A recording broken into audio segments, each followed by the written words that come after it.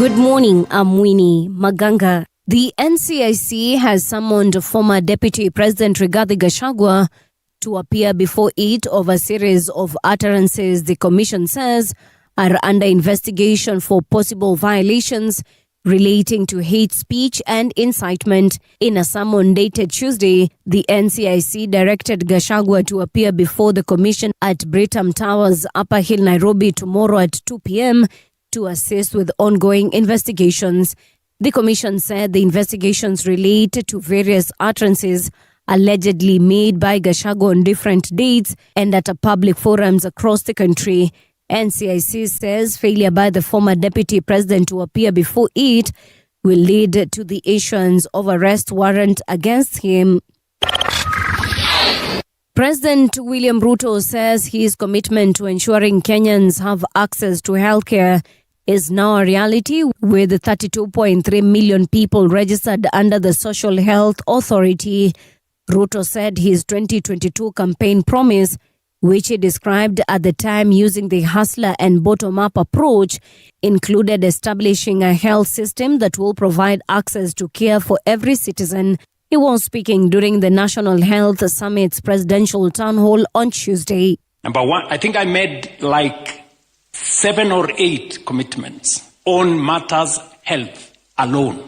7 or 8 commitments. Commitment number 1, I said that we are going to have a health system that is going to make sure that every citizen can have access to healthcare. I called it that time hustler, but we came and said it should be called Social Health Authority. Kikuyu Member of Parliament Kimani Ichung'wah is pushing for tighter regulation of lenders targeting boda riders, warning that many are being caught in loan agreements they do not fully understand. Speaking in the National Assembly, Ichung'wah called on the Implementation Committee to act on recommendations by the Finance and National Planning Committee to strengthen regulations and protect riders from exploitation. Because we are now making this house a talk shop where we just talk and do nothing. And that is exactly what we are doing, Honorable Speaker. These boda riders, many of them, Honorable Speaker, do not understand the agreements that they get into. And that is why the Committee on National Planning, Finance and National Planning, had specific recommendations on tightening the legal framework around it, Honorable Speaker. And I say this, Honorable Speaker, because the challenge now is on that particular committee. And the Committee on Implementation, chaired by the Honorable Raphael Wanjala, the member for Budalangi, who is the chair of the Implementation Committee. I would want to hear from the chairman of the Implementation Committee. A Nigerian social media influencer suspected of links to an international drug trafficking network after authorities seized cocaine worth nearly 3.6 billion Kenya shillings destined for the United Kingdom. Afolabi Kazim Michael was arrested at an airport in Lagos last week as he prepared to board a flight to Paris. According to Nigeria's Drug Enforcement Agency, the 49-year-old, popularly known as KC Luxury, has about 700,000 followers on Instagram, where he portrayed himself as a businessman dealing in gold and luxury goods. And that's the truth on Radio Generation. Good morning, I'm Winnie Maganga. The views and opinions expressed on this program are those of the guests and do not necessarily reflect the views of Radio Generation. Radio Generation assumes no responsibility or liability for the interviewee's views. This is Radio Generation. In the beginning, there was morning radio. But now there is Radio Generation's The People's Breakfast, curious and bold, getting facts from the shadows. That's what it is. Now, as the city wakes and secrets stir, a bright new voice shines. The People's Breakfast, your morning, your voice, your journey. Good morning. Good morning, my neighbor. Welcome to the home of hard truths and bold insights, Radio Generation. Very good morning to you. How are you doing? Welcome back this morning to Radio Generation. It is 19th of August 2026, and my name is Mung'ala Mbuvi. Kama kawaida niko na yule jamaa ambaye anajulikana kama City Muga. City yako fiti kama ninavyomwona, lakini si anaweza jisemea. City, habari yako? Salama kaka. Kila kitu iko vyema? Nashukuru bwana. Yule jamaa wako wa Uber leo mmechapa naye story? Ndio. Kuna kitu ya maana amekuongezea apart from what tumekuwa kiongea naye kuhusu? Amekwambia kitu kipi ambacho labda alikuwa ameenda kwa garage kuundwa kidogo. Aliniambia the first garage alipeleka gari, alimlipa jamaa deposit, jamaa kaingia gizani. Ashiki simu, apatikane kwa garage. So ilibidi atoe gari katika hiyo garage apeleke kwa garage nyingine. Ndio. Akaniambia bwana, huyu jamaa alikuwa na insist nimpatie deposit, nikamwambia alikuwa na shida hiyo pesa. Yeah, he needed money quick fast. So ulipompatia, alienda kushughulikia hiyo shida. You've just reminded me that I took my car to the garage a couple of weeks ago. It had a sliding door problem. So one of the doors is automatic. So ikaenda ikafixiwa. Kumbe venye watu walifix, bwana walifanya ile kazi shagala bagala. It wasn't a good job basically. So a few days later, that thing again, I think it was 2 weeks after the first fix, karibika tena. So I took it back to them and I was like, guys, you told me I paid you a lot of money to fix this thing. Yes. What's not happening? Yes. And I told them, fix it and I'm not going to pay you. Yes. So the guys, they started, but you know, and I told them, no, you told me when I come here, I shall leave with a fully functional door. Yes. As it is, this door is not functional. Yes. Yeah, so fix it. Quickly. So anyway, they fix it. They took their time. They took about 6 hours. Mtu anaenda, anazunguka huko, anaenda mahali anazunguka, anarudi, alafu anajifanya tayari nimeendea sijui spana inaendea 1 hour, anarudi. Oh, sijui nimesahau screw, anaendea screw 2 hours, eventually they had not read you properly, had they? You were not going anywhere. I was very patient. Eventually they fixed it. Na nikawaachia ya chai. Because I am not cruel, but niliwaambia guys, this kind of thing, you're a kind man. No, I mean it was niliwaachia ka lunch. Ningetisha refund. Sitakangi story mingi. Mimi sijali story mingi. Wewe na story mingi mko sawa? No, I don't mind at all. Niliwaachia lunch but nikawaambia guys, tumezungumza tukakubaliana vizuri. Havana.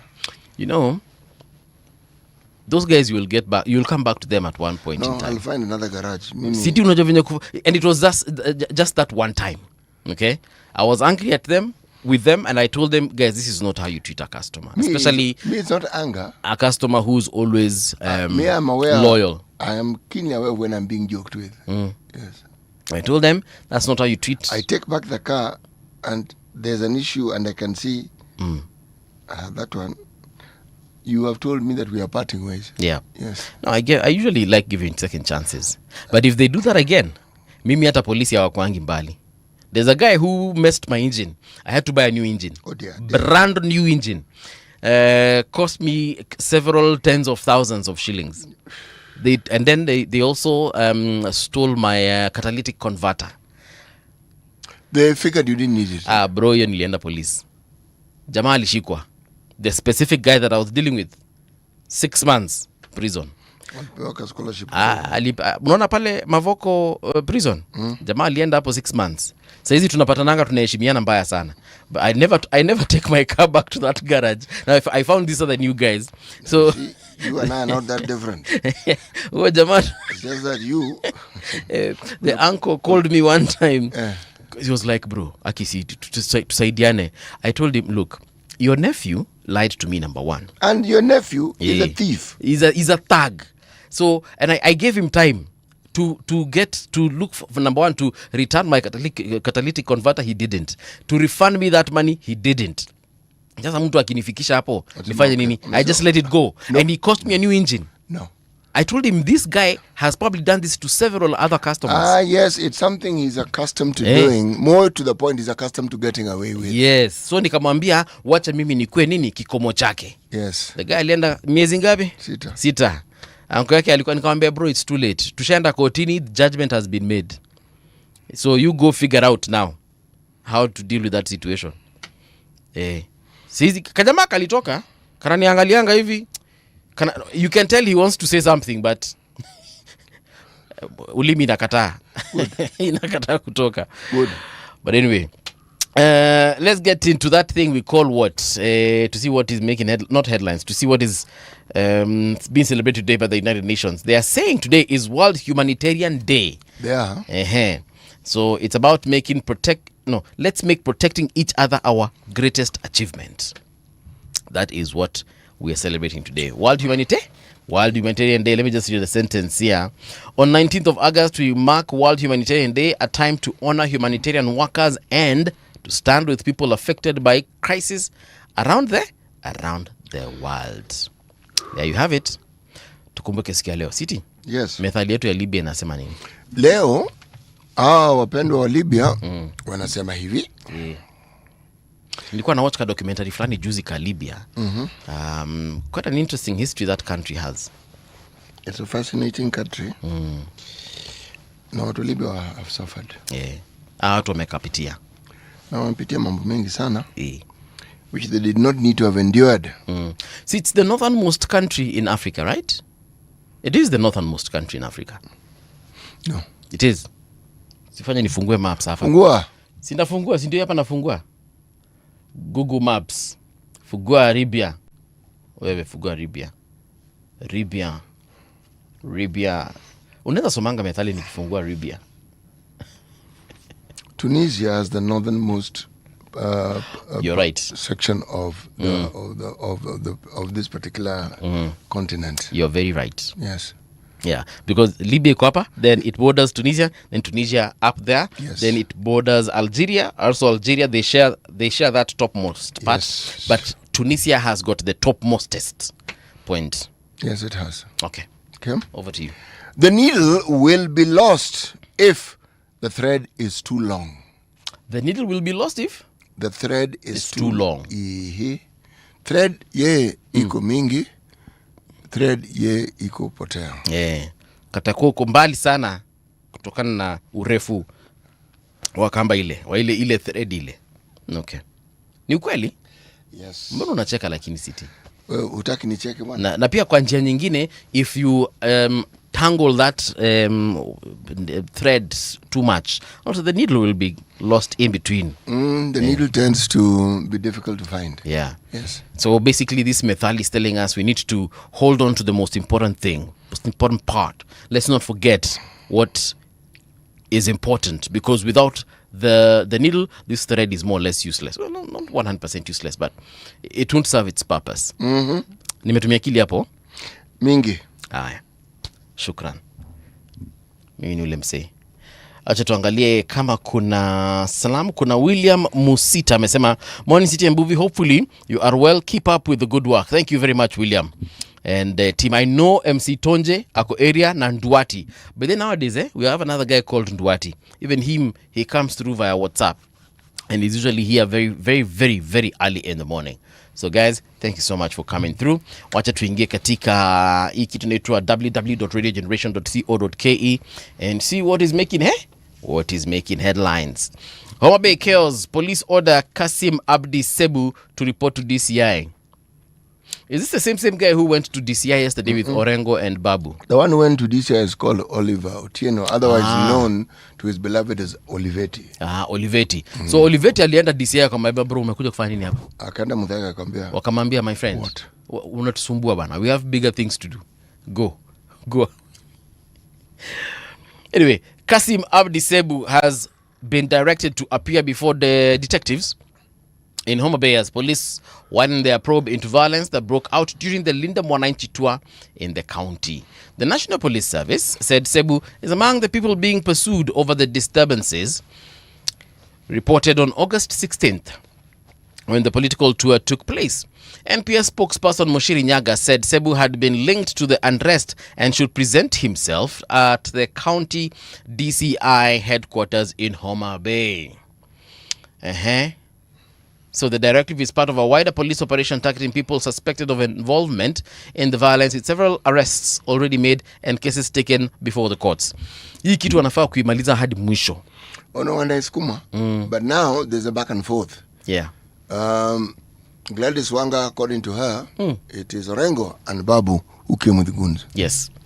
And there are clips doing the rounds that seem to indicate that. Now, there's a clip I saw of some place where Orengo and company were standing. Then there was a saloon car in front of them. Then people exited that vehicle with, I think, some pangas. Slashes. Kitu kama hiyo. So niliona hiyo nikasema, but it was in full glare of cameras. Were they going to slash or cut down some trees somewhere? Usiniangalie hivyo City. Unataka nikuangalie vipi? Because City, mtu mwenye anakuja na goons amba ametuma goons, hawakujangi nao goons ati live hivi ati pato endeni hivi Jemo, nyinyi mtaenda hivi Otis, nyinyi kaeni hapa. Have you ever attended a political rally? No. Then perhaps you should attend a political rally or ask people who've attended them how they are conducted. Yes. So that's how they arrive with the goons in the same vehicles. The group that is often referred to as security are goons. Ni sawa, but nauliza aje? Sasa wenye wanakujanga na masheti na marungu, hawa wanakujanga the same vehicle na muheshimiwa ama waheshimiwa. Those now are probably the armed unit. Yes. Unajua wao pia security. Kuna wale ambao wamejaza kifua mbeba mawe etc. Wala anatoshana kama Calligraph Jones. Yes, I don't know who Calligraph Jones is. Ni msanii ameunga, ameshona. So every time ukisikia nikiongea Calligraph Jones, yes. Picture a guy who's built, heavy muscles, kifua ime divide up hivi, six pack and all that. Just picture that every time I say it. Okay. And walks with his arms as always. Actually, I'll show you his picture so that every time I mention Calligraph Jones, your mind just goes to him. And he's a singer. Yeah, he's a rapper actually. He's a rapper. Yeah. Singer? He's a rapper. Singer is Mariah Carey. Mariah Carey is a singer. Yeah. The late this lady, what's her name? Ule mwenye ali overdose. Ambaye alikuwa bibi ya Bobby Brown. Okay, so we know who Whitney Houston is a singer. Yeah. Eminem is a rapper. Eminem. LL Cool J. LL Cool J wewe unamfahamu. Yes, he's a rapper. Okay, Tupac Shakur is a rapper. Rapper ni wale jamaa wanaongea tu, sio? Wakianza kuongea unasikianga utobeleka silhouette pakete fana yewe wakakala bote now. I want them a rapper. So anyway, forget what I'm saying. So do these people appear in rallies with their goons in with machetes and vibokos? I'll take it to a rally. So this one, let me look for a nice, decent rally, which promises to be violent. Okay. So that you can actually view it. Instead of me trying to explain to you, let me take you to one so that you can see how people function at rallies. But if that is so, why hasn't what's his name again? James Orengo been summoned to DCI to explain that video? Paul, take it easy. Take it easy. Okay. Take it what? Easy. The police are doing their job. Okay. Do not worry. See, a lot happened. A lot happened. This Seb who's been called in, was he called in yesterday? Was he called in the day before? That's ameitwa. They are methodical. Okay. Yes, one step. By the time they go to Sebo, some people had been arrested. Okay? Yes. Now, when there's activities such as the ones we're describing take place, when you're arrested, if you're to go by common folklore and other short stories, they don't just arrest you and sit you down some with a mug of hot tea and ask you, so, bro, tueleze ilikuwaje? I actually have a feeling they might offer you some hot coffee. Be like, for you to be comfortable. Yes, it won't be in a cup, I assure you that much, but it'll be hot. So, you'll find... Utapatona the whole thermos. Yes. So you suddenly find that it is actually in your interest to talk as much as you possibly can and as quickly as you possibly can. And perhaps it's also in your interest to mention names. I think you got to metumwa. The time I was summoned by the police, I called my lawyer and I asked her, nimepigiwa simu hapa na polisi. Kuna kitu unaweza kuwa umepokea ambacho kinaweza kuwa kinanielekeza kwa sababu gani nimeitwa kule ilikuwa kama Central Police. Nimeitwa Central Police Station. Akaniambia kitu ufanye, unaona simu uko nayo? Zima. Na uiache mali huko, enda mpaka mahali nitakwambia tupatane hapo. Yeah, so I know when the police call you, they usually are very polite on that phone call. And they're like, hey, how are you, Mbuvi? Nice. We saw you this morning on your show. Yes. So would like you to come here to Central. There are a few things we need cleared. Paul, don't joke with the police. I once had 4 plainclothes policemen visiting me at my place of work. Yes. And they were very polite. They first of all made a phone call. They were very polite. They said they are God knows who. They were waiting for me at the cafeteria. I went and met them. I'd never seen them. So I told them, gentlemen, why don't we go to my office? Yes. So let's have a conversation. So I went to my office. They explained to me and said, do you know such and such a person? I said, no. Said, such and such a person called you. I said, I don't know such a person. Yes. Do you know anybody who works for the UN? I said, yes, I know some people. Several, yeah. I know some people who work for the UN. Do you know that there was a robbery at the UN? I said, no, I do not know. Do you know your name has been adversely mentioned? No, some equipment was lost among them, some smartphones among them, blah, blah, blah, blah. And one of those, the gadgets that was lost, called your number. Oh. I said, many people call this number. Yeah. Okay? This is my phone. Okay? Yes. The number is in there. Yeah. But they introduced themselves. When I told me he works with God knows police, diplomatic Yeah, police. they usually introduce themselves. Yes. Ananga uongo. And there was an IT person there. I told him, here's my phone, have a look. They looked, said, me, I offered tea. I was next to the cafeteria. I didn't look out of the window and tell them, Blita, vi competano via chai, that sort of thing. So, after we talked for something like half an hour, they left. That was it. They ascertained that wewe una shida. No. Mimi nilihavu kwenda kuchukua kitu netu. Unaona hii tunasikianga anticipatory bail. Hiyo ndio tulienda, then sasa tukaenda huko sasa kwa polisi kwambia here I am. Mlikuwa mnasemaje? What had you done? It's a long story. But you had done it, that long story. No, I hadn't done it. You were associated with the long story. I was a paragraph in this very long story. That's why I'm trying to tell you, they are thorough.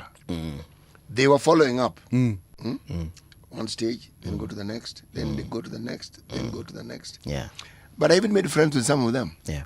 And we are friends to date. Even I am friends with those guys to date. Once in a while, they live and call me and tell me, hey, niliona leo kwa na mheshimiwa fulani. I'm like, msalimie sana no kwetu. And I'm like, yeah, good guys. This other story takes us to the corridors of justice. Obado seeks mercy as Sharon's family reveals costs of 8-year murder case. The battle over the punishment of former Migori Governor Zakaria Okoth Obado has brought sharply different appeals before the High Court, with his family asking for mercy, while Sharon Otieno's relatives describe the heavy cost they have carried since her killing 8 years ago. The High Court in Milimani, Nairobi, has set September 16th as the earliest date for the sentencing hearing of Obado, Michael Oyamo, and Kaspal Obiero, after the three were found guilty of Sharon's murder. Obado's family has asked the court to take into account his age, health, and the responsibility he has carried towards relatives and other people who depend on him. So what happens to the family of Sharon Otieno? What happens to her children? So her mother, her husband. We just ignore this whole thing? Well, actually, no. I mean, that is what he is asking the court to do, not ignore, but he's like, can you guys be a bit more lenient? And someone died. That person had no say as to whether they will be alive or dead. That person didn't just die, they were killed horrifically. Yes. It's just that the details have been forgotten. It wasn't, no. It was one of these lethal injection type deaths. No, man, no. She was apparently raped. Mara katwa tumbo. Her unborn child was ripped from her belly.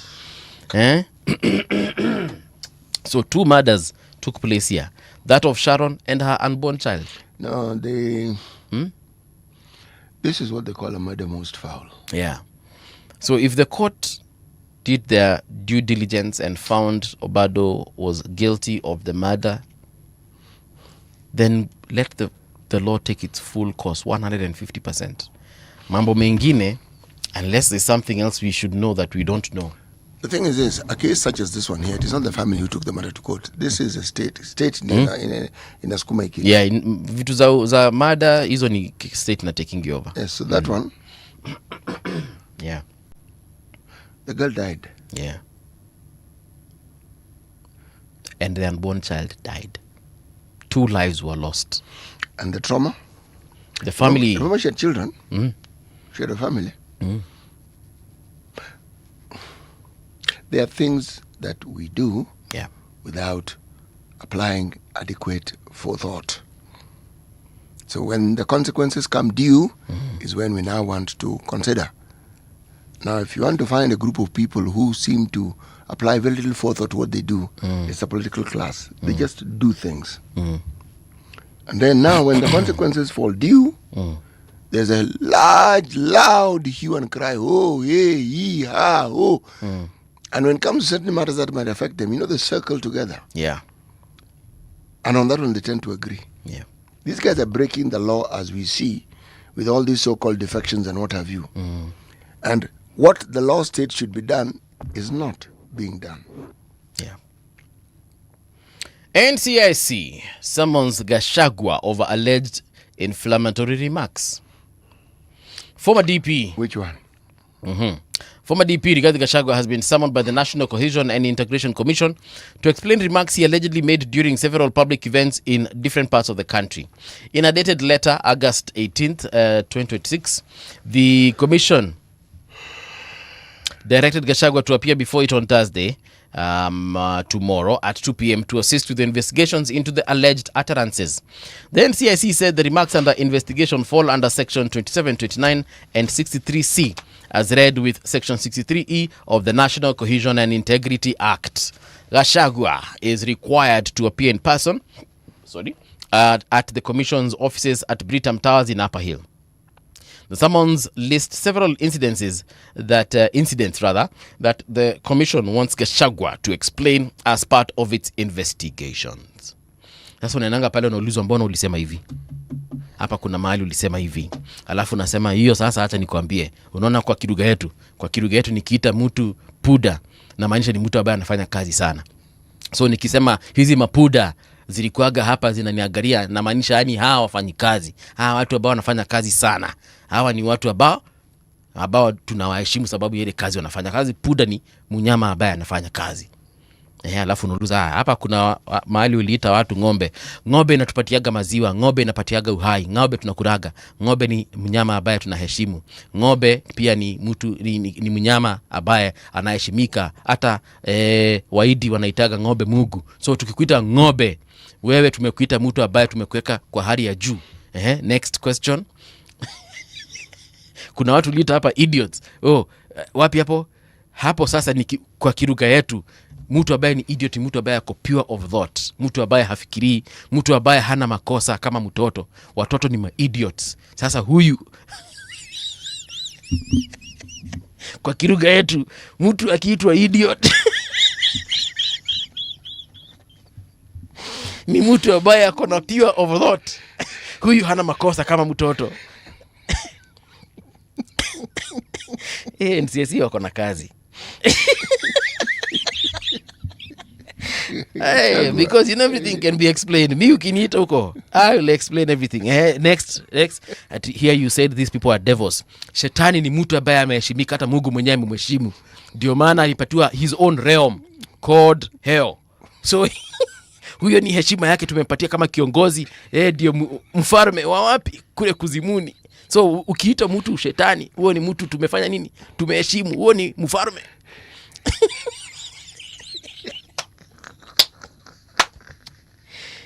NCIC, I don't know how they'll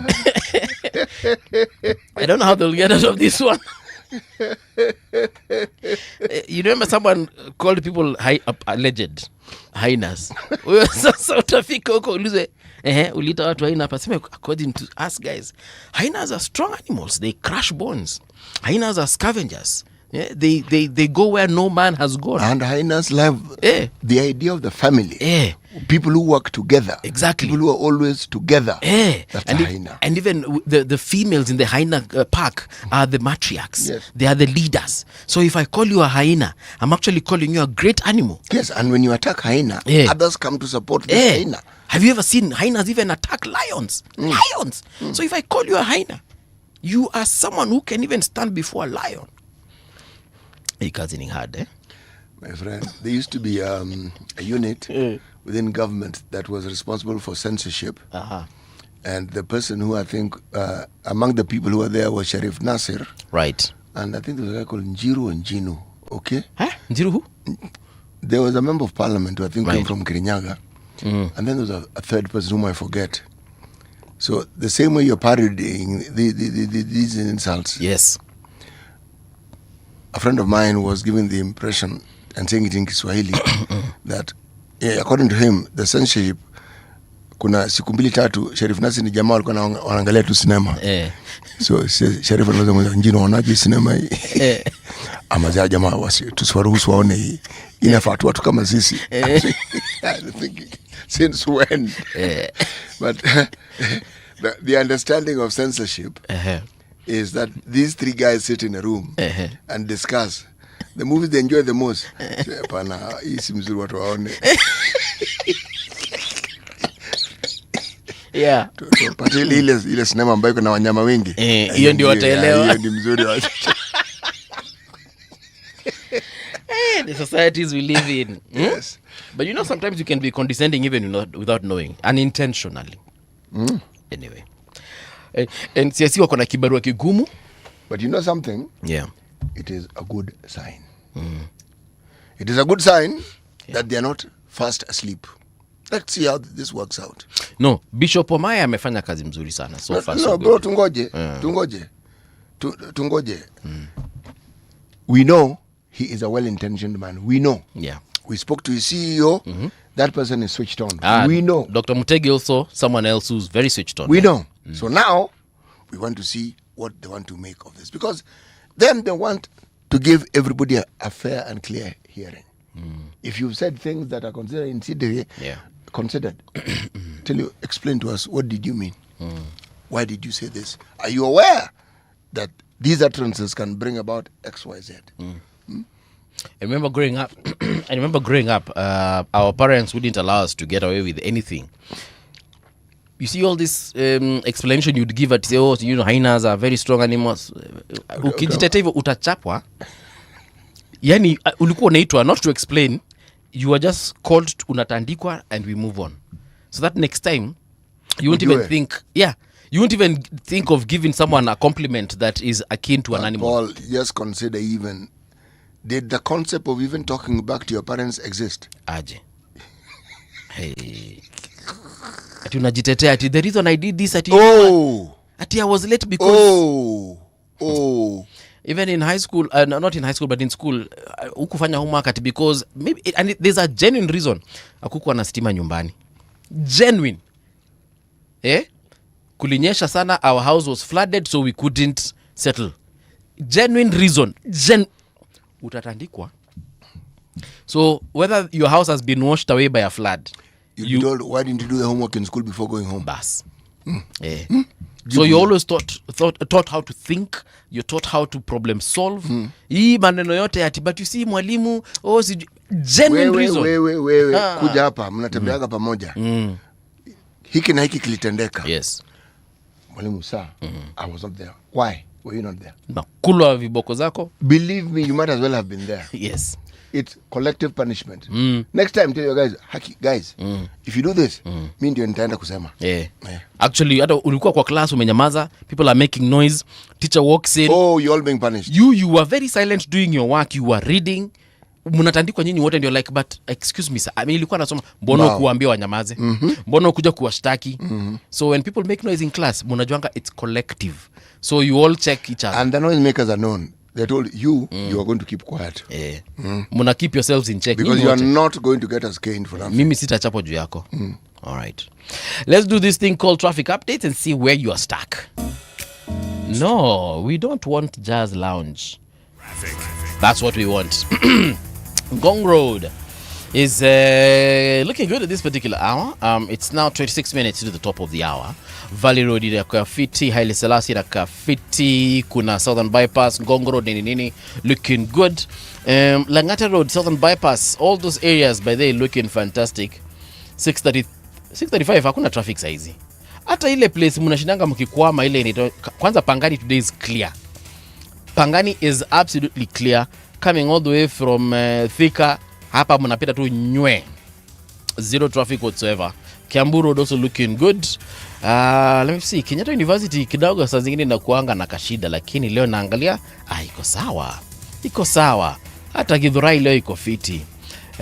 Pia hii ni barabara gani hii? Watu wako Kitusuru nini? Nyinyi mko sawa. Let me see hapa kama Wayakiwe also not looking bad at all. Everything is good.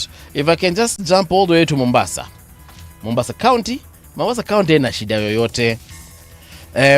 This roads akina Tononoka huko Shimanzi, Ganjoni kule Mzimle, au kokote kuko saa Kongowea, hamna shida yoyote. Lakini if you see something, please tag us at Radio Gen KE across all our social media spaces. Traffic on Radio Generation. Wacha nianze na Kiswahili.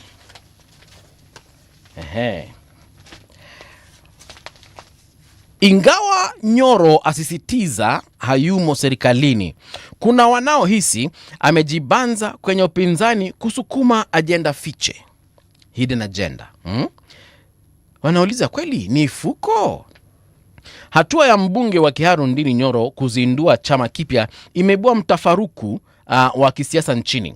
Ingawa Nyoro anasisitiza hatua hiyo haina uhusiano wala makubaliano yoyote ya kisiri na mwanasiasa yoyote, baadhi ya wadadisi wamemtaja kama mradi wa serikali unaolenga kugawanya kura za eneo la Mlima Kenya. Je, Nyoro anapanga nini? Ukurasa wa pili. What do you think about this, by the way? People have been saying that perhaps he's been, again, that word sponsorship comes up. He's been sponsored to split the Western Mountain even further. Or rather the mountain. Paul, you know my view on political prophecy. So I will wait and see. If people know and can substantiate what they're saying, please substantiate so that we can understand further. Because there are people who are shouting really loudly, this party of his belongs to Ruto, this party of his. This is, you see, unfortunately, this is akin to Aesop's fable. These people are crying wolf. There are so many things that have been associated with the president and his party. And anything that someone wants to explain or wish away or give substance, the name is mentioned and then there's an association. I don't know whether there's an association or not. I don't. And if there is, those who clearly know there is should tell us how they know. And give us the details of why it is that they're so certain that such an association exists. Yes. Because one of the things that we do in our politics, we will find cause to besmirch someone's name or someone set up just by simply saying, but so and so has done this. In the KANU days, it was, Ujama mpewa pesa ya KANU. I told you the story. Of how it is, somebody who wanted to stand in those KANU days just as multipartyism had come in. And he was a KANU candidate. And there's a guy standing on, I'm trying to remember which party. Was it? No, there was no ODM then, I think it was NDP or LDP, one of those two parties. Or was it Ford Kenya? Forget. And the person said, you know, to be honest, so-and-so is actually a very good person. We know him. He comes from here. The only thing that I'm asking him to do, okay? That 10 million shillings that KANU gave him, can he please make sure everybody gets their share? No, bro. There was no evidence that he had been given 10 million. But when it was mentioned? No, it was believed instantly, which means whatever it is that you were hoping you would give in terms of handouts, people are not taking 200 bob. Wanajua kuna 10 million bwana. Kuna 10 million. Bwana bro, hata unajua. Minimum thou. Point being, it is an easy way to discredit someone. But if indeed what they say has merit, then they must be able to substantiate it. So, by all means, why don't they? Yes. Because so far, it's just empty rhetoric. Yes. All right. Governor amtema naibu wake. Governor wa Kericho atangaza kujitenga kwake kisiasa na naibu governor Fred Kirui. Katika ukurasa wa 4. Joho ahofia ODM kufifia kisiasa Kwale. Waziri alilalamika idadi ya wanaochaguliwa kupitia chama hicho eneo hilo inapungua. Hichilema ni 2-term kule Zambia. Rais wa Zambia Hakainde Hichilema achaguliwa kwa muhula wa pili wa miaka 5. Ukurasa wa 8 hiyo. Wezi wapora mamilioni kwa kamanda GSU. Wezi walivamia kwa aliyekuwa kamanda wa kikosi GSU na kupora mamilioni. Hiyo utaipata katika ukurasa wa 3. Aliye mbele kutoa kiatu cha dhahabu. Haaland ameshinda tuzo ya kiatu cha dhahabu ligi ya Uingereza mara 3 tangu atoke kule Norway. That is as far as the Taifa layer is concerned. Then we go to Daily Nation. Daily Nation. Gang robs ex-GSU boss bags of cash. Hey. Okay. Daring robbery on Sunday afternoon. 4 armed robbers, 2 men and 2 women, broke into a house at Kitengela Police Sacco Estate in Kajiado County, a neighborhood that is home to senior police officers, and reportedly stole a large amount of money as they fled. The gang scattered wads of 1,000 shilling notes to distract security guards following a scuffle. How did they know there was money in that house? That particular, and this is an estate. Now, the raid on the raid on the home of Ranson Lolmodoni, I hope I'm saying this correctly, the immediate former General Service Unit Commandant, is now the subject of a high-profile investigation. This story is on pages 22 to 3. Eh? Once again, yes. How did they know this person had the money? Well, George. Hey. So how much again did they steal? No, I haven't seen the figures yet, but unless if you see the figures, you can let me know. Okay, hapa hawajaandika hizo figures. But now they're saying it was Sunday afternoon. 4 armed robbers. Why was he keeping money in the house? First of all, they are claiming it's a large amount of money, which means for you to say a large amount of money, whoever's writing must know what the amount was. Several millions. Yeah, but why are they not saying specifically what it is? Bro, this is an estate with very many houses. Many. And it is a police sacco estate. Which means the people who live there are former police. Majority of them are police. Yes. Are police. Okay? People who know how to handle themselves. And police is GSU. It is AP. And what you call the Kawaida police. Boys in blue. Blue, yes. That's a place you just walk into. You don't. And by the way, places kama hizo kwa gate inakuanga ni police officers. That's what I'm trying to tell you. You don't tell me you walk in there and you go to a specific place and you know that this specific person has this specific money. Hapana, it's too convenient. And then former GSU commander ako hapo. Huyu ni kumaanisha huyu ni msee pia, yeye si mtu hivi ako na security yake. By the time you get to that level, let me tell you something. The training this person has undergone. Yes. What they know, what they're capable of. This one. Apana. Let me tell you something. The guys who have done this will either be arrested as soon as possible or they will be dropped like flies. As we speak, I think they've already been arrested. Yeah. Hiyo mbogi kosa mwezi ingia tu pale. I can tell you one thing. This commandant is also going to be brought in for questioning. Yeah. Why would you have all this? No. Money ni yako, you can have money. It is okay.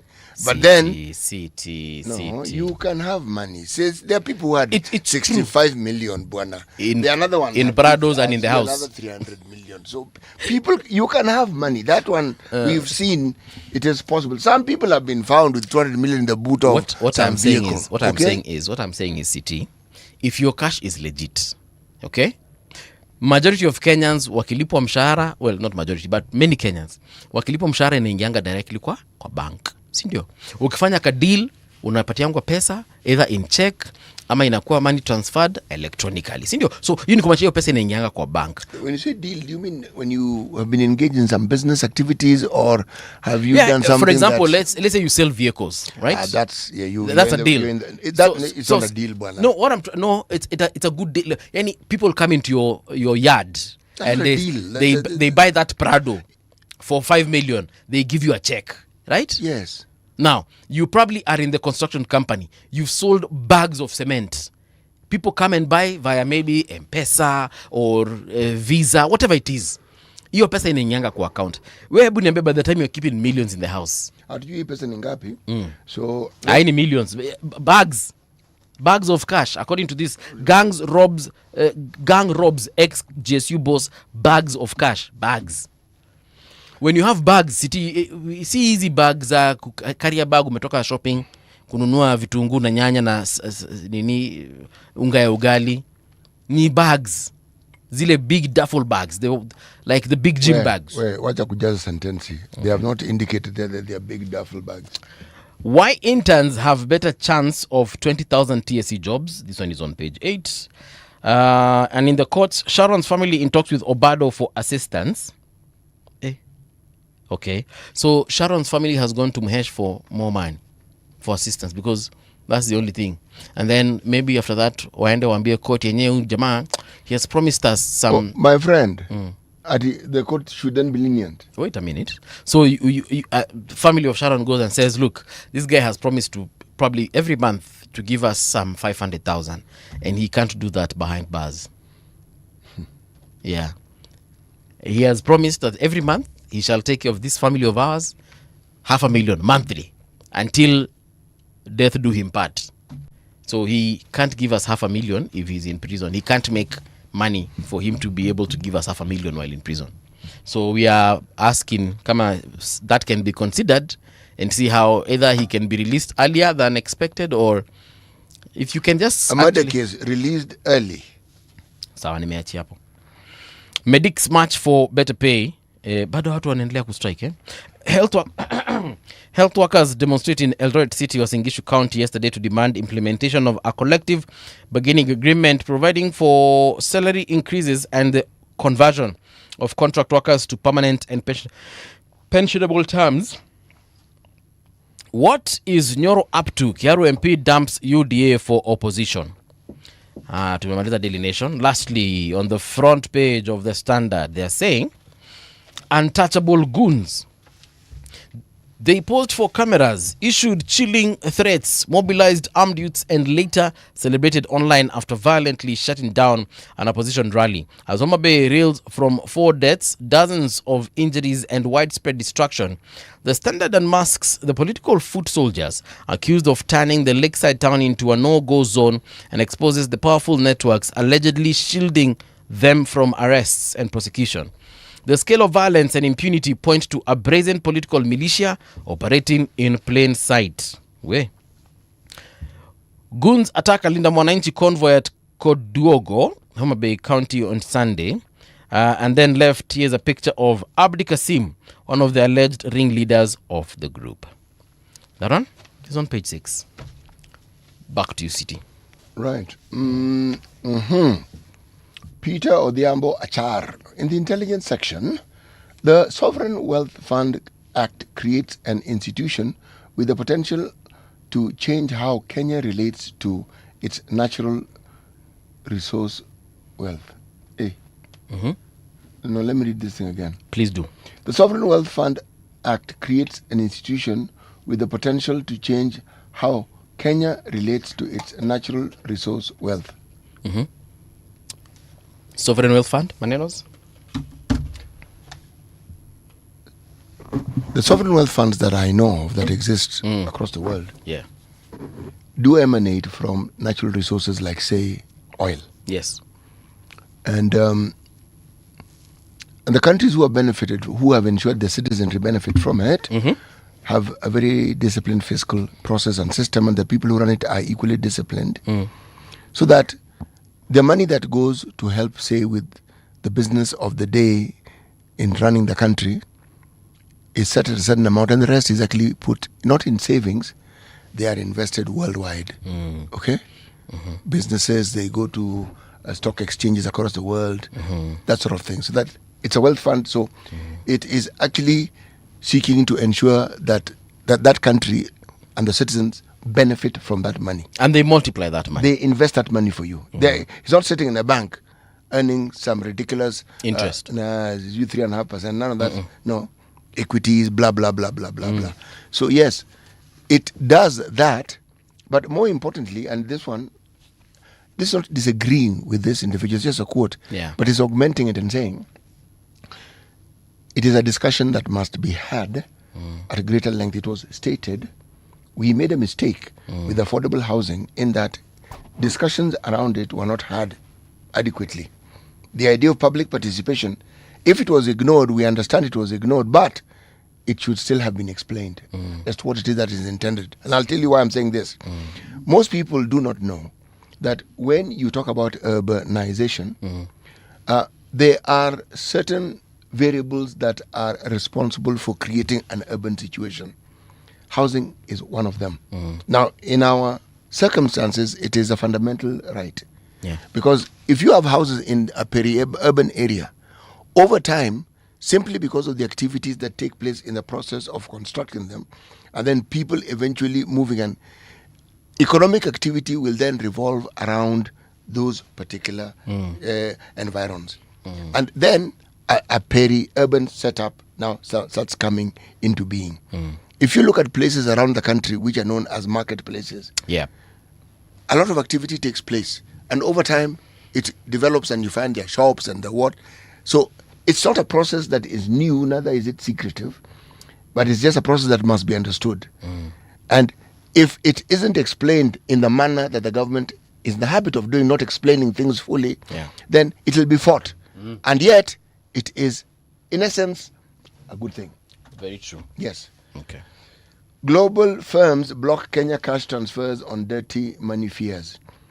2 more global cross-border payment platforms have stopped receiving and sending cash to Kenya amid increased anti-money laundering security across nations. U.S. firm Sendware, Wave, and UK-based money transfer firm Wise have stopped cash transfers services for the majority of Kenyan users from August, with the American firm citing technical difficulties. So I think the technical difficulties are what they're referring to here as the fears. Yeah. Okay? So we are being cited as an avenue for money launderers and laundering. That doesn't sound good. Pension schemes move billions to the Nairobi Stock Exchange. Pension schemes have increased their bets on quoted equities, moving billions of shillings from government securities to the NSC. Okay.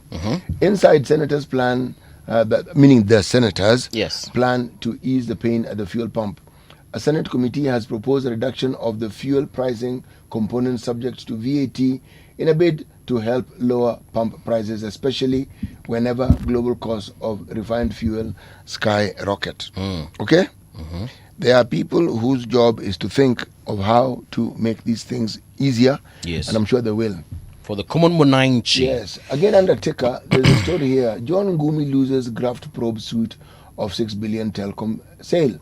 Businessman John Ngumi's fight against the anti-graft agency continued investigation of the 6 billion telecom Kenya sale deal has shifted to the anti-corruption and economic crimes court. Okay. This man is known to me and he is my friend. Okay. And it looks like he has a fight in his hands. Yes.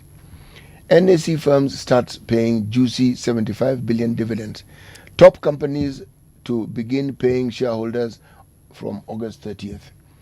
Shareholders of companies listed on the Nairobi Stock Exchange will bank 74.95 billion from the dividends in the weeks to early November, reaping from a surge in share prices. The dividend payouts have emerged as an important source of liquidity for individuals and businesses in an economy that is still grappling with a costly credit and shrunken pay slips.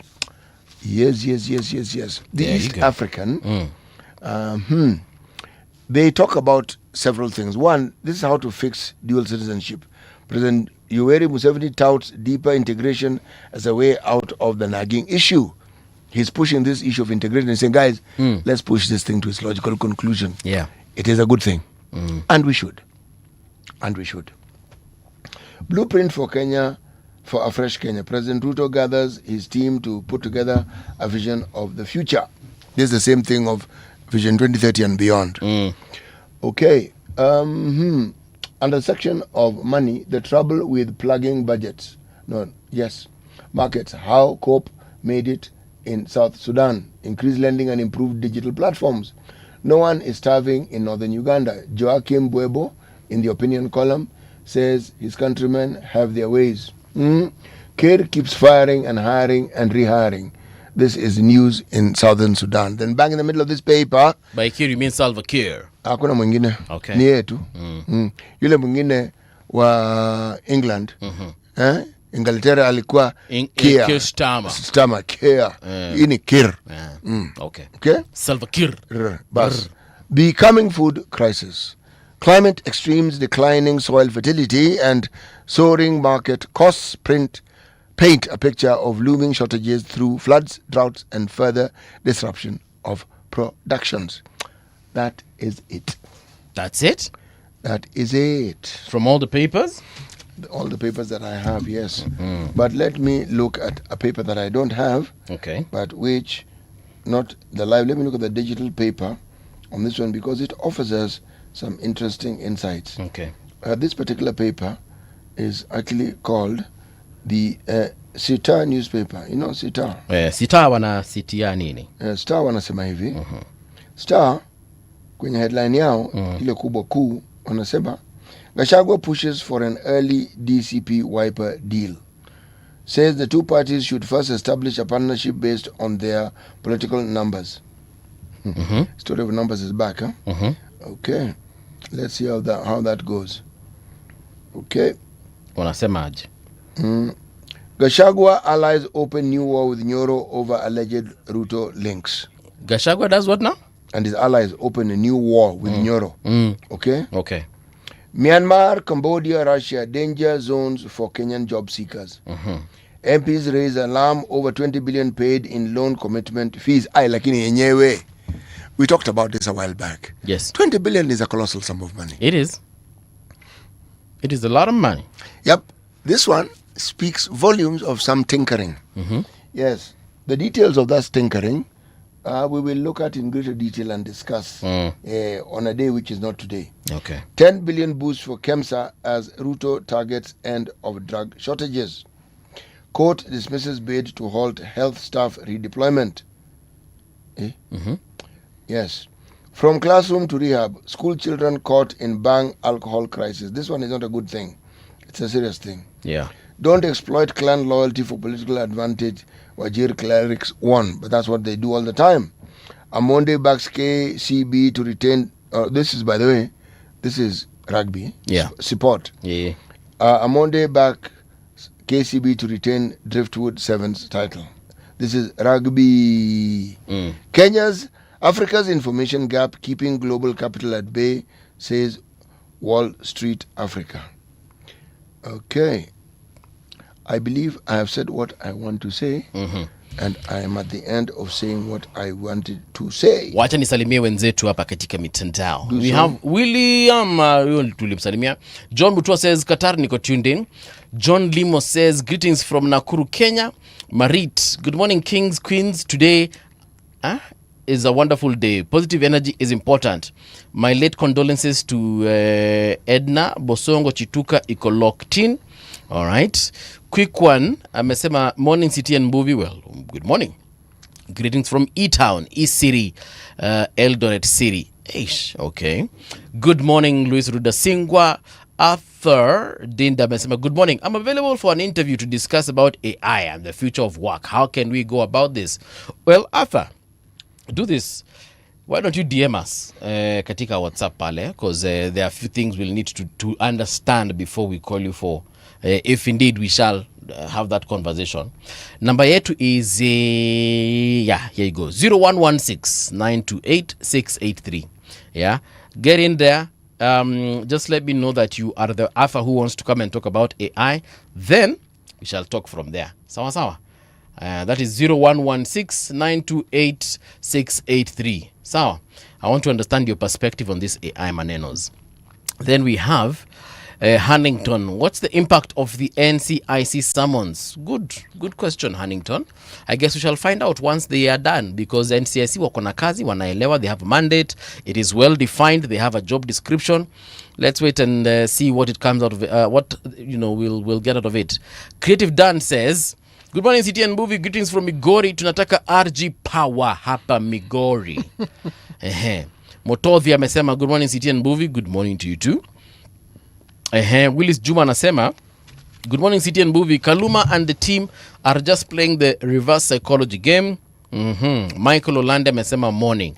Well, Michael, good morning to you too.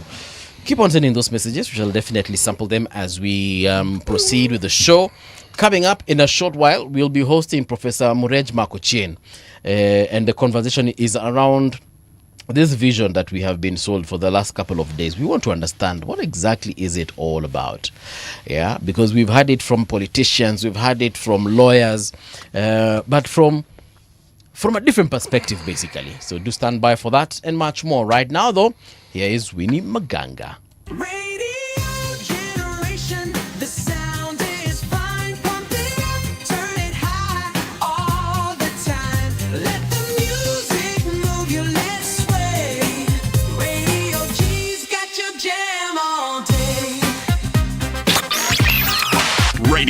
Generation, the home of urban soul.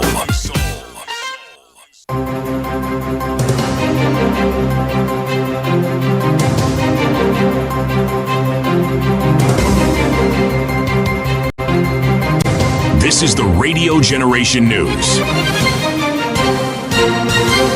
Good morning, I'm Winnie Maganga. A man identified as Kasim Abdi Sebu has been ordered to appear before detectives in Homa Bay as police intensify investigations into the violence witnessed during the Linda Mwananchi tour on August 16th. The National Police Service says Sebu has been linked to disturbances and has directed him to report to the county DCI headquarters in Homa Bay. NPS spokesperson Mushiri Nyaga says Sebu is among those being pursued in connection with the unrest. The Anglican Church of Kenya Archbishop Jackson Ole Sapit has warned of rising political intolerance, urging security agencies to crack down on goons disrupting political meetings across the country. Speaking in Kisii during the opening of the church's annual National Youth Conference, Sapit cautioned that failure to address the trend could trigger violence ahead of the 2027 general election. He also challenged young people to reject attempts by politicians to use them to cause violence and disorder during political season. My call to those who are maintaining law and order, particularly the Minister of Interior and the IG and the DCI, and those who are managing public order, please take over charge of public order and remove it from the hands of goons. Because if we continue to see goonism in this country reigning without being abated, then it is preparation for chaos, and we don't want that chaos. We want peace for businesses to thrive.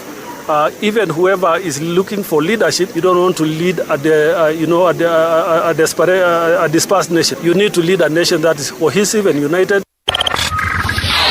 President William Ruto says mothers giving birth in public hospitals will receive free diapers for their newborns before the end of his first term. Speaking at the Kenya Health Summit 2026, Ruto said his administration remains committed to fulfilling promises made to Kenyans, including ensuring mothers leave public hospitals with diapers for their babies. Number 4, I made a commitment that we are going to make sure that every mother, the question Mercy has asked me, every mother who gives birth, when they leave hospital, we are going to make sure that they have diapers, right? That is a commitment that I must fulfill because we have already set the mechanism in place. We have already changed the way our Linda Jamii program operates. Samburu West Member of Parliament Naisula Lesuda has raised concern over persistent power outages in the constituency, including Mararal Town, and sought answers from the National Assembly Departmental Committee on Energy. Lesuda wants the committee to explain delays in operationalizing the Rumuruti substation, which she says have contributed to the frequent blackouts. She has also called for clear timelines on the substation's completion, backup power solutions, and possible compensation for residents and businesses affected by the outages. The outages occur without any prior notice, explanation, or projected timelines for restoration. The situation has been attributed due to the delay in operationalization of the Rumuruti substation. The persistent power outages, coupled with the lack of communication from Kenya Power and Lighting Company, KPLC, constitute a clear violation of the legal obligations set forth in the Energy Act Cap 225. Further, under the Consumer Protection Act Cap 501, consumers have a right to fair service delivery and are entitled to seek compensation where economic losses arise from negligence or disruption in utility services. At least 3 people have suffered minor injuries and several buildings have been damaged After magnitude 4.8 quake struck southern Spain, the tremor hit on Tuesday morning, with the epicenter located about 10 kilometers south of the historic city of Granada. Residents rushed into the streets fearing aftershocks, while falling debris damaged several vehicles. Museums, administrative buildings, and sports centers have also been closed following the earthquake. And that's the truth on Radio Generation. Good morning, I'm Winnie Maganga. The views and opinions expressed on this program are those of the guests and do not necessarily reflect the views of Radio Generation. Radio Generation assumes no responsibility or liability for the interviewee's views. This is Radio Generation. In the beginning, there was morning radio. But now there is Radio Generation's The People's Breakfast, curious and bold, getting facts from the shadows. That's what it is. Now, as the city wakes and secrets stir, a bright new voice shines. The People's Breakfast. Your morning, your voice, your journey. Good morning. Good morning, my neighbor. Welcome to the home of hard truths and bold insights, Radio Generation. Welcome back. It is now 6 minutes past 7 o'clock. My name is Mung'ala Mbuvi, and it is time for us to get into a morning conversation. We want to focus on the Kenya that we desire post the Vision 2030. So what's the development blueprint that has been given, or rather that is being proposed? Yeah. What exactly would we like to see in that particular document? So today we're going to be having this conversation. To also get your thoughts on it. So why don't you find us on our social media spaces, that is at Radio Gen KE across all of them. Kuna jamaa hapa anaitwa Collins White amesema tell Wanga to stop this. Well, Collins White, we'll try our best if we get a hold of her. But today we want to focus on this particular conversation. So why don't you also find us on our YouTube channel, that is at Radio Gen Kenya, Radio Generation Kenya, and across our X account, that is at Radio Gen KE. Now, like I told you, today's guest is Professor Murej Makocheng. He's an associate professor of media and communication at the Multimedia University of Kenya. Prof, good morning and welcome back to Radio Generation. Nice to have you here. Good morning. Nice to have you with us today. I love your shirt. Yeah. Leo umetoboa sana. Najaribu kukeep up. Yako iko juu. Nilijua unakuja leo nikasema because I know what Prof likes. Let me see if I can match. But it's a pleasure. Yeah, thank you so much. All right. Yes. Sisi unajua anakuanga na methali. Wacha akupatie. Methali. Alafu tuingie kwa conversation ya Vision 2060. Vision 20 something exactly. Yes, our proverbs for the whole of this week come from the state of Libya. In other nations are referred to as Democratic Republic. Others are known as the Republic. Others are known as the Kingdom. Was there a time, has it ever been referred to as the Islamic State of Libya? No. Okay. It was a kingdom at some point. They had a king. But no. Kuna pia na ISIS na kuna na ISIL. Islamic State in Libya, Islamic State in Syria. But those ones, of course, are regarded as terrorist groups. So I don't know if... I'll confirm the one for ISIL anyway. Okay. Sawa. Great. The needle will be lost if the threat is too long.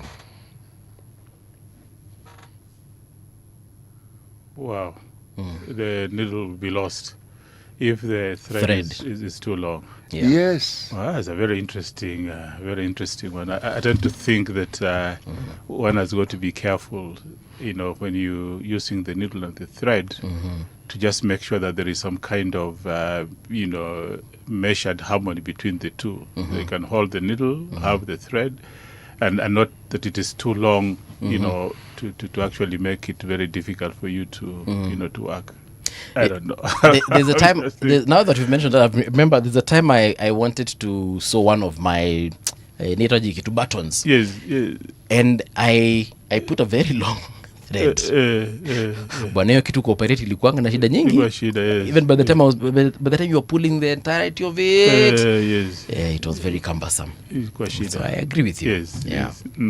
So we take it that you now know how to kupima, yes. Yeah. And I still sew my own stuff, by the way.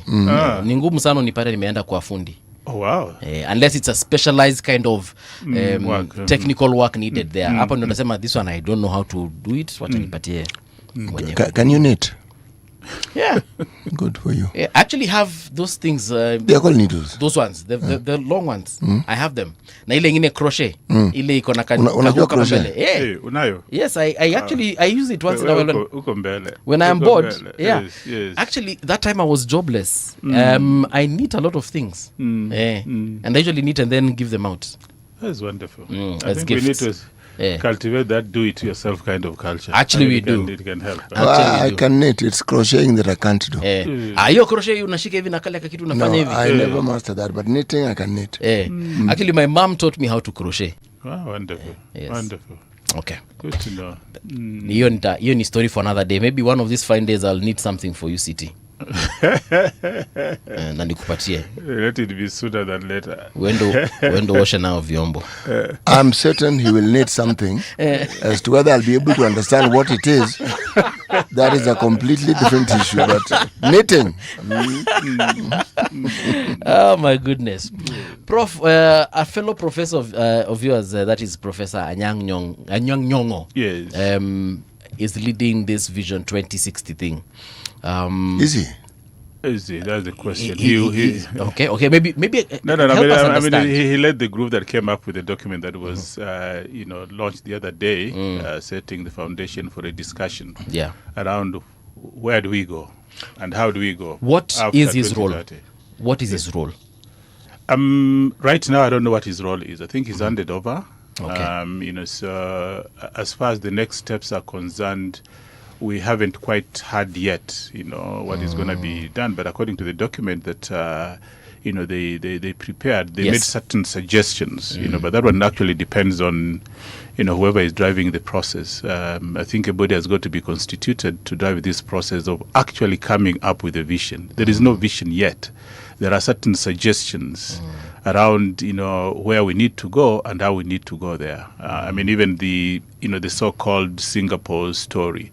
I think that was just one of the symbolic way of driving the conversation, making us see, if this is the first world, how does it look like? And Singapore becomes a very good example because, we have done this for a long time, comparing where we were many years ago and where Singapore. Okay. So I think what they want to do is to make us believe that it is possible. Yeah.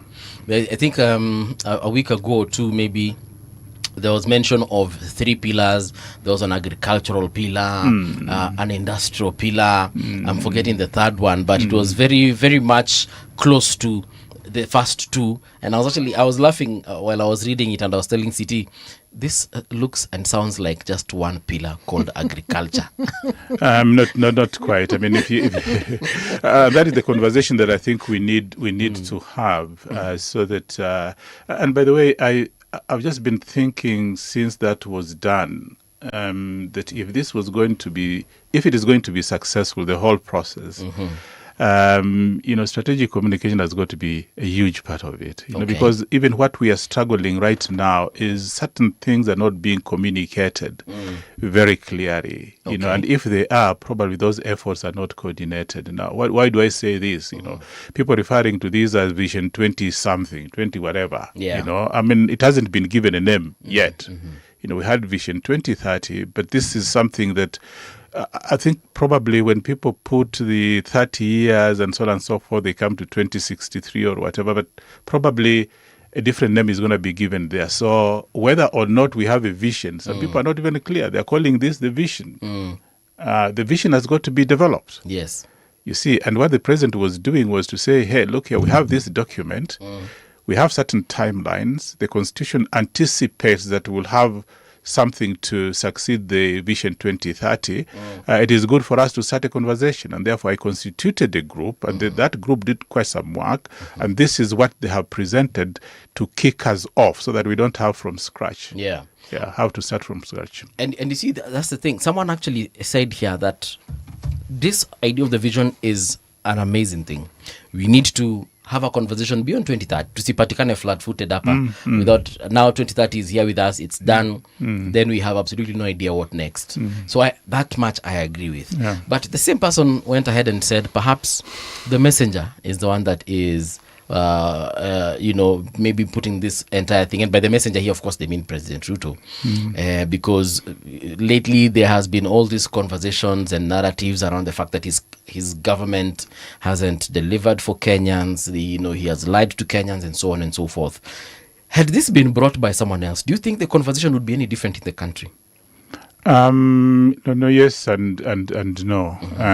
I'll give you an example. Yesterday, I listened to the president have this so-called talk, and I appreciated very much, what happened there. This is a personal opinion, but it's one that I hold very deeply. The health conversation thing. Yes, yes, yes. And I mean the way it sounded a bit choreographed, but I think it did put across certain details and examples about how the health thing has been handled, and I think with a lot of clarity. Of course, when you don't have discussants and people who can come and ask questions, tough questions, it becomes a one-sided conversation. But what I liked with it is that, let me just put it this way, the demeanor of the president itself was quite different. Yeah. And in rhetorics, you come to realize that what you've just talked about, who brings the message, but even how the message is brought is extremely important.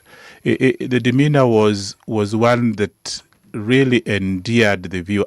I'm putting myself as symbolic of the listener. Yes. I mean, there are people who come to it and anything the president says is trashed. You Very see, true, yeah. So even what is good, they don't listen to. I remember saying here last time that if I were to actually communicate that health thing, there are so many personal examples I would give, to make somebody realize that something worked. So if you told me that it doesn't work, it is bullshit, it is whatever, I'll tell you, probably live in a different country. Yeah. So who brings the message and how the message is brought is extremely important. And I thought the delivery yesterday, to me as an observer, but also as a critical observer, was actually very good. And I'm wishing that this conversation was given that kind of seriousness, that it is not a one-off kind of, yes, we have to discuss, but it is faced out in such a way that people come to internalize the importance of this conversation and why we have to have it. It doesn't harm for you to say, why don't I just first of all talk about the foundation of what we are going to be doing? Why do we need to do it? And anchor it in the Constitution, anchor it in the imperative that we have just a few years to 2030. We have to communicate. And there are certain tough questions that also you'll be able to address so that people don't willy-nilly trash something that we like it or not, we must have. True. That conversation, we must have it. It is important. We can't move towards 2030 without knowing what do we do beyond that. Those conversations are being held even elsewhere. Yeah. South Africa, for instance, has got their own Vision 2030. So it is not particularly unique, and they have started talking about it. So we have to talk about it.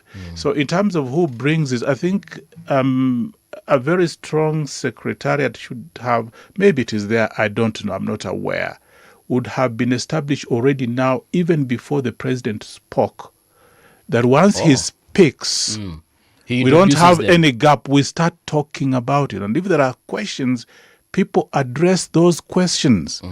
You see, for instance, towards the end of that document, in terms of next steps, we are told that the vision has got to be ready by the end of 2026. Tough questions will have to be asked. And people are already asking that, yes, we need to talk. Can we do it and have it ready by the end of the year? By end of 2026. I actually believe so, Prof. Why am I saying this? Because it's not like we do not know what Kenya needs. It's not like we do not have experts in every sphere, every field, who wouldn't know what is needed in that particular space. For example, in academia, we have people like you and many other folks in that particular space who can say, what we think we need in the next X number of years is this and this and this and this. They deliver their proposal. Then we get people in other spaces, in economics, we get people in agriculture to tell us, people in but you all those spaces. Yeah. I believe we can actually have it before the end of the year. This is August. It's coming to the end. We are way past mid of Yes. August. Okay. That document, when you read it very clearly, it says, for this envisaged vision to gain traction, you need the support and the congruence of all sectors Okay. of our society. In fact, it emphasizes very strongly, and probably as we go on, I'll get my laptop and read you some of those sections. And when you read them, you come to realize that we're facing a problem right now. Okay. Because we can't have this conversation realistically and honestly with the kind of noises that are taking place in our polity, right now. So If there are people who have willy-nilly even trashed this process, whilst we can't do without them, let us be very honest. We cannot afford to drive a process where probably, half the leadership, political leadership of this country is not willing to talk, even when they know it is important to talk. We need to address that because the document itself emphasizes the importance of that. And it will be stillborn. Let me tell you, it will be stillborn.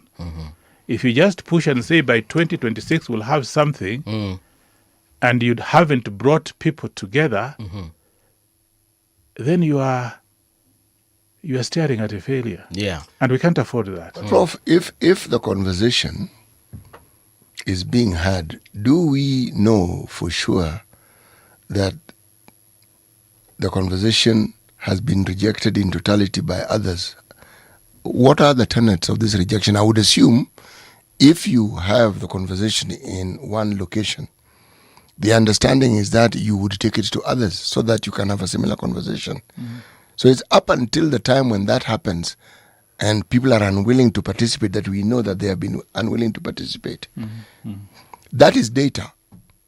Every human interaction is a process of collecting data. That's data.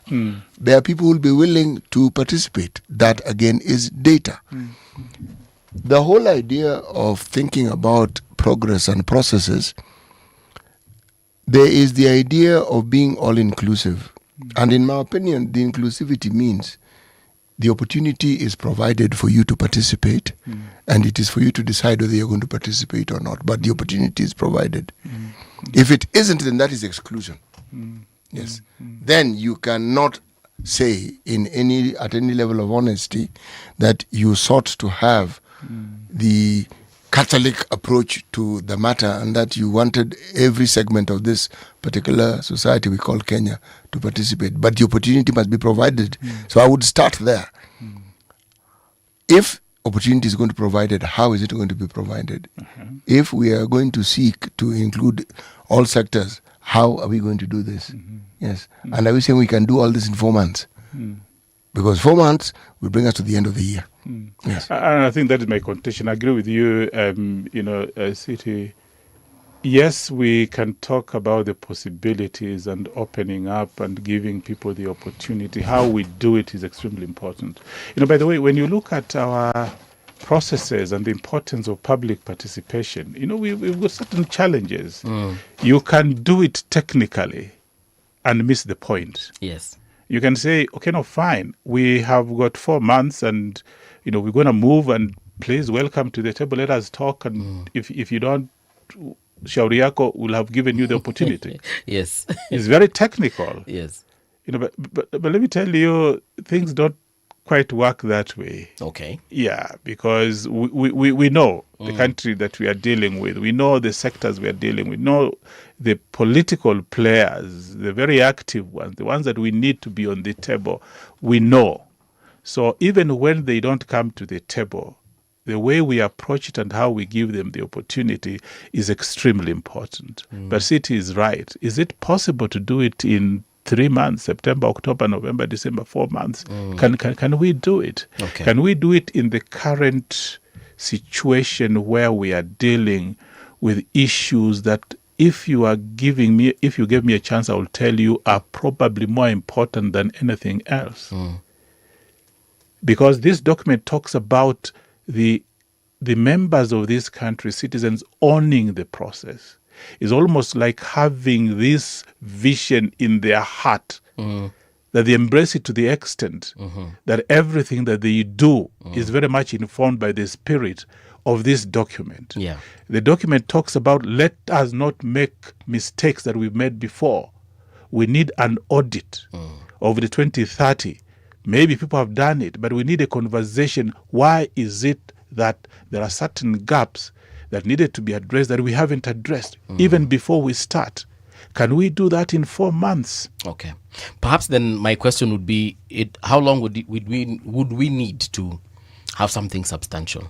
My view that we shouldn't actually rush it. Okay. We shouldn't rush it. 2030 seems like it is next year. It is not. What we have next year is an election. In fact, if I were to recommend myself, I will actually recommend that this conversation begins once the next government is actually constituted. Okay. I would recommend that. After August 10th next year. We'll have spoken and blah, blah, blah, blah, and there would be no doubt about who is in government. But the process should not be one that is party political informed. This is a process for everybody. But I'm saying this strife that we are having right now, and by the way, City, it will not end here.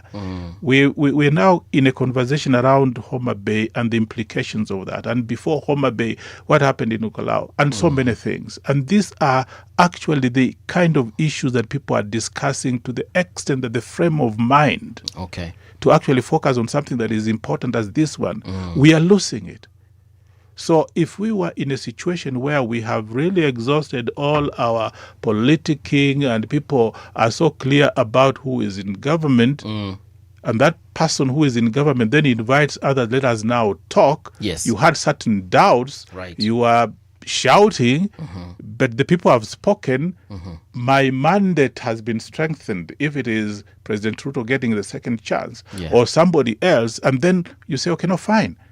Our immediate agenda should be coming up with this vision. And let us have it by the year 2028. I mean, we have 2-3 years up to before 2030. Yes. So assuming President Ruto gets a second term, yes, he will still be plagued with the same thing. In terms of the politics, in terms of the complaints, in terms of even the names perhaps that he still is getting from Kenyans. So I don't see much changing at the time, because the opposition is still going to be the same. Unless, of course, they do some mergers going forward. The opposition will not be the same. Even as we go towards the end of this year. It will be the same. Even when we begin the new year, the opposition will not be the same. It won't be the same. And then assuming even opposition clinches this particular power, whoever gets it, Ruto will be on the other side. Right now, he's still on one side. So things will just have changed from left to right. And the guys on the right will have gone to the left. So are we changing anything? No. Why I'm emphasizing this is, there are certain countries, especially those that are parliamentary, where when a leader feels like there are certain doubts about their standing, they can actually call a snap election. Yes. Why do they do that? Just for the population itself to also have a say. You see? And when they get a mandate, a strong mandate to continue, it strengthens their voice. Okay. Opposition will always be there. I mean, there are certain people who don't like President Ruto because they just don't like him. You see, very true. Whether he's doing good things, they won't even acknowledge that. Sometimes you can actually be walking on the streets and you say, I think hapo alifanya vizuri sana. Yeah. They will tell you, forget about that. This guy is just bad. You see, those kind of people, you can't wait for a time when now they feel like, no. For them, it's almost a lifelong commitment not to like him. Okay. But what I'm saying is that if we went through an election and just suppose for argument's sake that he gets a second, whatever, he will have strengthened his voice, and he can make reference to the people who have actually given them that mandate. And then later on, next, he will then call the other people, come, let us talk. If you love this country and you are honest enough, this is not about me, this is about us. Come, let us talk. But if you don't want to talk, let Kenyans who love this country and want to see a better future come and let us talk. You spoke of something that you said earlier, the secretariat. Yes. Is it possible to then just have a secretariat that exists, so that secretariat can go out there, continue with its mandate, regardless of what is happening in the politics? That's what they've been doing. The secretariat isn't dead. So that we... But okay. Ndugu, before you continue, what is his name, the composition? The Vision 2030 Secretariat, as it was constituted, exists. We just don't hear about it. Are they the ones now driving the 2060 convo? Yes, they are the ones who actually even began the entire process of thinking beyond this 2030 issue. Yes, it's a whole setup with the CEO, with the chairman. It's, as I said, it's just not heard of. And this is, again, where we have a problem. In the intervening time since we promulgated this vision, beyond the promulgation and beyond the talking about it for a while and having a CEO then who was very vocal and whom we heard of and would say things, things went quiet. The 10 years of Uhuru, we did not hear of Vision 2030 at all. And yet, if you look at the pillars that Vision 2030 sought to bring to life, there are economic activities that point towards that same Vision 2030. But Vision 2030 was not being given credit. We come to this particular government, there are things that they are setting, which were actually started in the Uhuru era. And which, if you look at it, are in tandem with our constitution and certain fundamental rights that citizens have, and are also among, they form part of the pillars that the Vision 2030 created. But the Vision 2030 was not mentioned. It's being mentioned now. Now, this is why there's a problem, because people are asking, why are you mentioning it now? Well, at least no, not people. I am asking, why are you mentioning it now? Because when you do, then it sounds that you're politicizing it. This Vision 2030 had a communications department. Bro. And a budget, right? The entirety of government departments have communication people. You know, that rabbit hole, can we just park it for a while? Because it's a really tiresome rabbit hole to even think about. It loads the brain unnecessarily. For 10 years, what did that department do with our taxes? You know, as we celebrated, say, the SGR, it was an opportunity for them to say, under this particular pillar that we had, this SGR fulfills this portion and does A, B, C, D. Well, anyway, when we started with the affordable housing, the opportunity was there to say, under the social pillar, blah, blah, blah, blah, blah, we are trying to do A, B. No. Now, it's being brought to us at this time. Anything that is brought to the public a year before an election, believe me, it can be the best idea in the world. The first battle they're going to fight is one of legitimacy. And actually, you're right, because the president had to come out and say that, guys, this is not about 2027, but too late for that conversation. Probably not too late. I think looking at the significance of coming up with a new vision, we can't throw our hands in the air and say it is lost. Let us just, the whole system, the whole apparatus, reorganize and start right now. Whether we get it between now and the end of the year, whether we push it to next year, the conversations have got to start now. Lay a very clear foundation for this discussion, because when the report was handed to the president, between that time and now, there were conversations, but I don't think that they were enough. We'll have had a very serious conversation leading up to the president actually talking about it. Okay.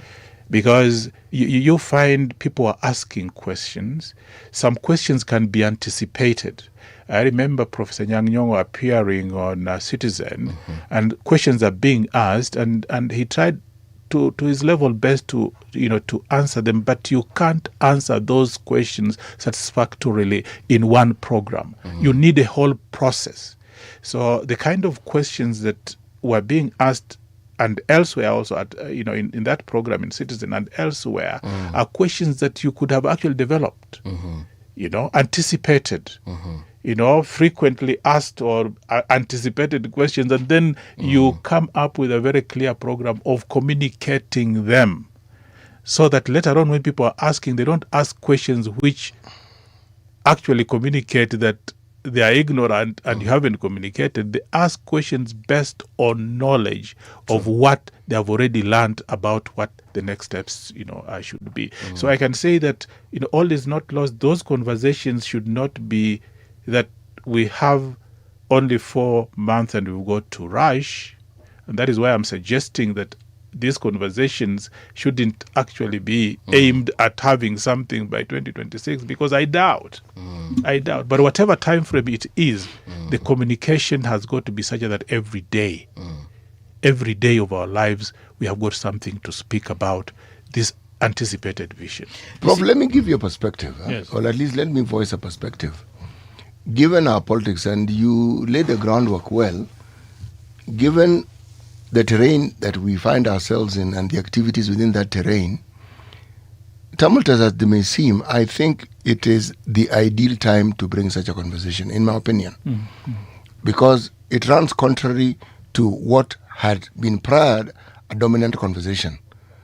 Politics, just pure politics. Utterances, sheer utterances by people who are seen by others as political leaders, people who are seen by others as leaders within the parties that they head. The conversation about what it is that we do with the country, in my opinion, at such a time, is in fact a much needed conversation, because all these political discussions do not in any shape, form, way ever engage with what we should do with the country. They do not. It's just so and so said, so and so wrote. But what City is talking about is probably what has been heaviest in my heart. And I was saying that before that conversation, or actually during this conversation, we better reframe what has been suggested and deal with the reasons as to why we are having what we're experiencing right now. Because I don't think this country can actually develop if the kind of leadership politics the way they are doing right now. I don't think this country can actually develop if people have got this sense of doing politics, which in itself sometimes do not address issues directly.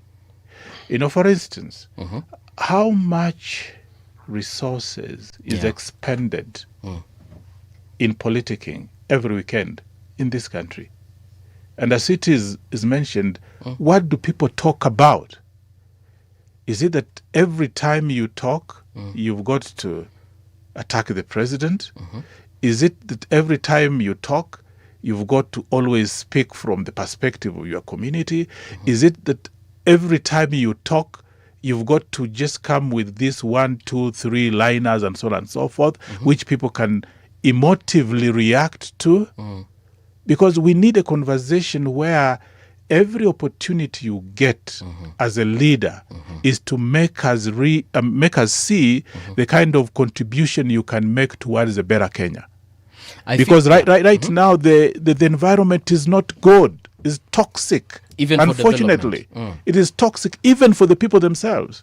I mean, if you listen to some of the conversation, for instance, the Bunge, la Wananchi, I was listening to it yesterday. Let me tell you, people are tired. They're just saying, no, we can't have this kind of conversations, because it is those conversations that give birth to the kind of violence that you saw. And it is not that it is isolated in Homa Bay. We haven't been experiencing this, and it is going to escalate. So when the energies of a populace is steered towards dealing with the angst that comes from the kind of politicking that we are experiencing, we've got to deal with that. What kind of development can come to this country when people that we think are supposed to be, people who believe that they're supposed to be our leaders, are talking and conversing in ways that lead up to the kind of violence that we experienced in Homa Bay and elsewhere? And if we are not careful, we'll experience. Going forward, yeah. Going forward. Prof, I feel like the government is exposing itself too much to all this bashing that they receive from, whether it's the citizens or even from opposition. Why? Because, for example, the president, after every few days, is meeting certain groups in State House, whether it's the security officers, whether it is people from I don't know which county, whether it is people from a certain sector, teachers, police. He's always meeting people in State House. And that, for me, opens him up to a lot of scrutiny from specifically the opposition. Then also his ministers, the CSs, are always somewhere talking about something. Whether it's the CS of Interior, he's in some random place saying something. Then we have the CS for Health doing something somewhere. And already those are very polarizing figures, and they are always finding themselves saying something, and they're always in the headlines. So every weekend that the opposition has a chance to, whether it's in Homa Bay, whether they have a chance to be in Kitui County or they have a chance to be in Thika County, unfortunately, those issues will be addressed there and then. And I agree with you. The environment is very toxic, but I don't know. I'm trying to figure out how that is stopping people from doing their development projects, whether it's in whatever ministry. Because as far as I'm concerned, I see people every day opening a certain project somewhere, launching a new building somewhere, launching, something is happening. Maybe perhaps when you say development, what are we talking here? Development is about progress, but before we speak about that, you say something is happening. It's happening, but it is off. Something is happening. What is it? It is off. Okay. Why do I say it is off? There are certain things that our constitution says that until we internalize them, all these visions will not realize so much. Of course, when you put money into SGR, you have an SGR. If you put money into whatever, people will see that. But I think we are talking about something greater. Yeah. Something greater which the people embrace and are proud of, and they feel they participated in. That, for me, is extremely important. So when people bash the Constitution, and then they come and tell you that we are actually upholding the Constitution, those contradictions can be seen. Yes. Because, for instance, you can ask a question. If you go to these economic empowerment activities, you sit back and ask yourself, where was that visualized? In what vision? In what plan? Yes. Was it in this fourth medium-term plan or whatever? That you can get off and say we need something extra to or beyond or separate from what we've planned, and therefore we've got to have this economic empowerment, whatever. People need to see through that. Because if it is not something that was planned for, if it is not something that people have made a contribution to and say, yes, we've got this need come, that is tokenism. Yeah. You are trying to hoodwink people. Let us make sure that whatever has been planned is whatever is actually delivered. And if you've got any extra money, why don't you institutionally give us that money, identify a project and say, yes, we had this plan, we've got a shortfall, and therefore we are coming to support this. These visits to, State House, yes, probably they're a good thing as far as making people have access to State House. It looks good, I mean, you go there and all of a sudden you feel like I've arrived, you see. But the issue is, what is the purpose of all those things? Is it just to talk to the different sectors? Because when you find people go there, for instance, I listen and I watch, and by the way, I watch all these things. Okay. Because in the nature of what I do, I've got to really have the details of what I talk about and what I speak about when, for instance, I'm teaching and I'm involved in different fora. Yeah.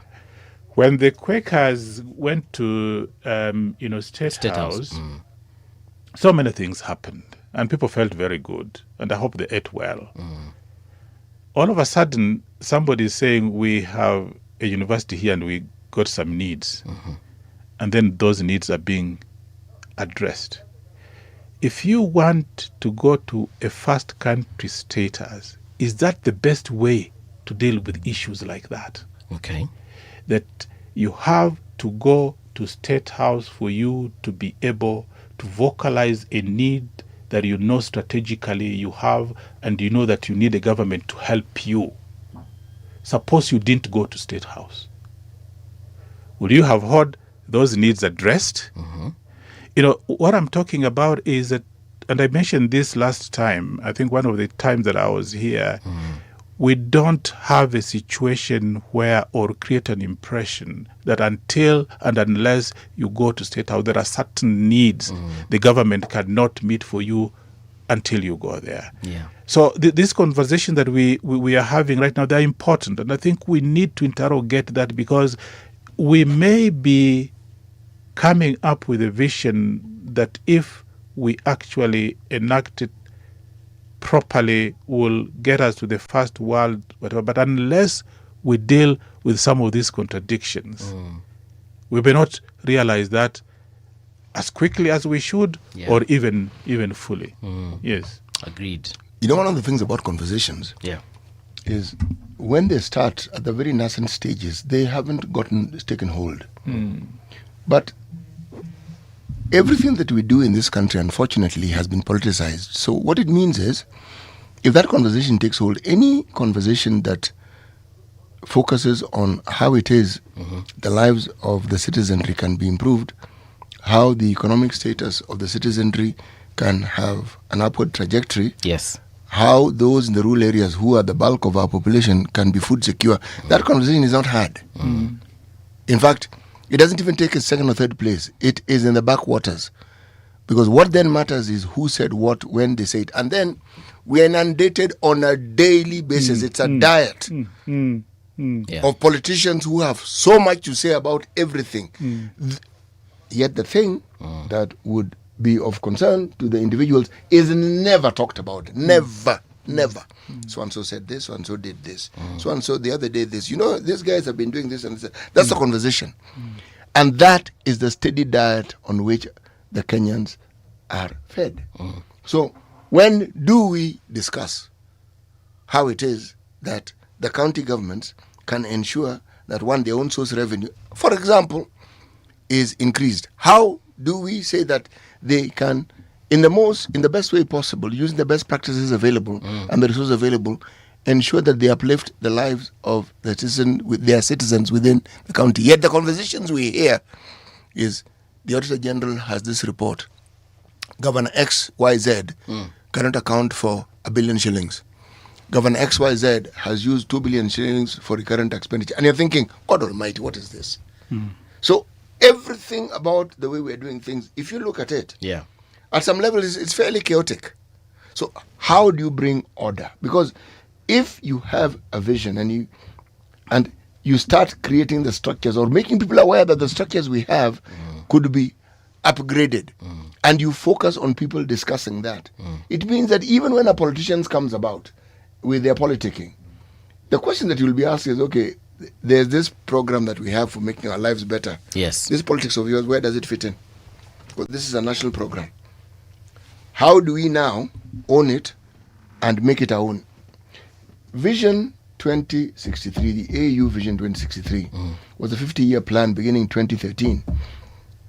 But it isn't as though it is 50 years and you think 50. No, it was segmented into 10 years. The whole idea was that every country on the continent domesticates the idea. They were not telling you this is what you must do. They're telling you this is the framework. Within this, you can add, you can subtract, you can do whatever you want. But if we want an Africa that actually works, this is how we need to go about this particular business.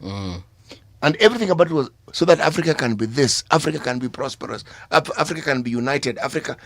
Now, I like that idea because do you hear when we have these conversations of how Kenya can become better, how Kenya can become more cohesive, how we can manage our diversity, how it is that we can use the strengths that each county has to uplift the economic status of their people. Do you hear that conversation? You don't.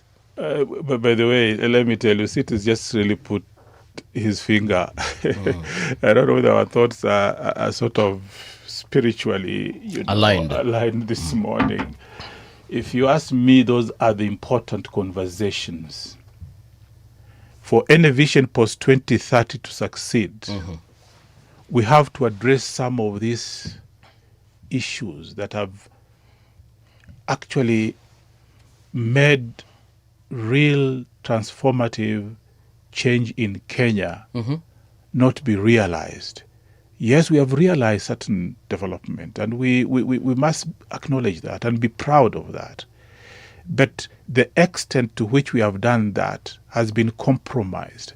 And I've had this discussion with myself and tried to look at it from various angles. I've looked at the document and the listing of it, and I've just seen pockets of the emphasis on cohesion, the emphasis for development to be, equitable, nationally.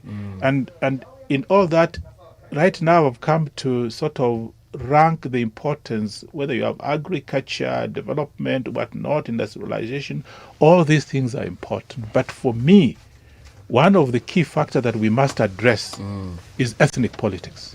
Okay. Ethnic politics and the consequences of the same, for everything, for the economy, for our institutions, for national cohesion, for resource allocation, and so on and so forth. Because let me tell you, last time when we spoke, I said, and I want to reiterate, people who want to ascend to national leadership in this country, I don't think they're doing well to begin by saying, let me start from my local. Yes. And get that particular support. If you are starting with your local context, all of a sudden you are from Coast, you are from Mount Kenya, you are from Western, you like it or not, most of the arguments you'll be doing to endear the local people to you will be in reference to us. Okay. And sometimes when you do that, you end up emphasizing certain aspects which are contrary to what the national big picture, would be. And therefore, everybody now thinks like, for me to ascend into national leadership, I must have my people. And I must have my vehicle. That vehicle is a political party. They're coming. Nyoro had his whatever, and I felt like, oh my, do we need? Because if we go down that trajectory, then probably people from Coast Province should have a party that really speaks to Coast Province. I thought they had, was it PA? Maybe they have. Maybe they need to have more. People from Northeastern need to have political parties, because it is we are transgressing. I would rather a situation where people address the fact that this perception that if you don't have this strong support from your local context, and if you don't have a vehicle that is established mainly to push for the interests of that particular group, then you can't succeed. I would rather people say, yes, I come from a context, and I've got the kind of support in that particular context, but I'm aspiring for national leadership. So I want to address you as somebody who eventually will be a national leader, either as president, deputy president, minister, and whatever. But I want to make you believe that when you elect me, I'm going to work for one united Kenya, so that the interests of citizens, you don't have a citizen who is a Mount Kenya citizen. No. The Constitution talks about citizens. And therefore, if you're going to be giving that citizen certain rights, they will enjoy equally. So that you don't say, now this is Bungoma County or this is Homa Bay County, is a no-go area for you to come and campaign because we have actually decreed that nobody should actually come here. A citizen is a citizen. Yeah. And therefore you cannot project a national leadership picture if you is looking at Kenya from the lens of your local, context. So the whole issue about our ethnic politics and its systematic consequences, which are particularly negative for this country, need to be addressed.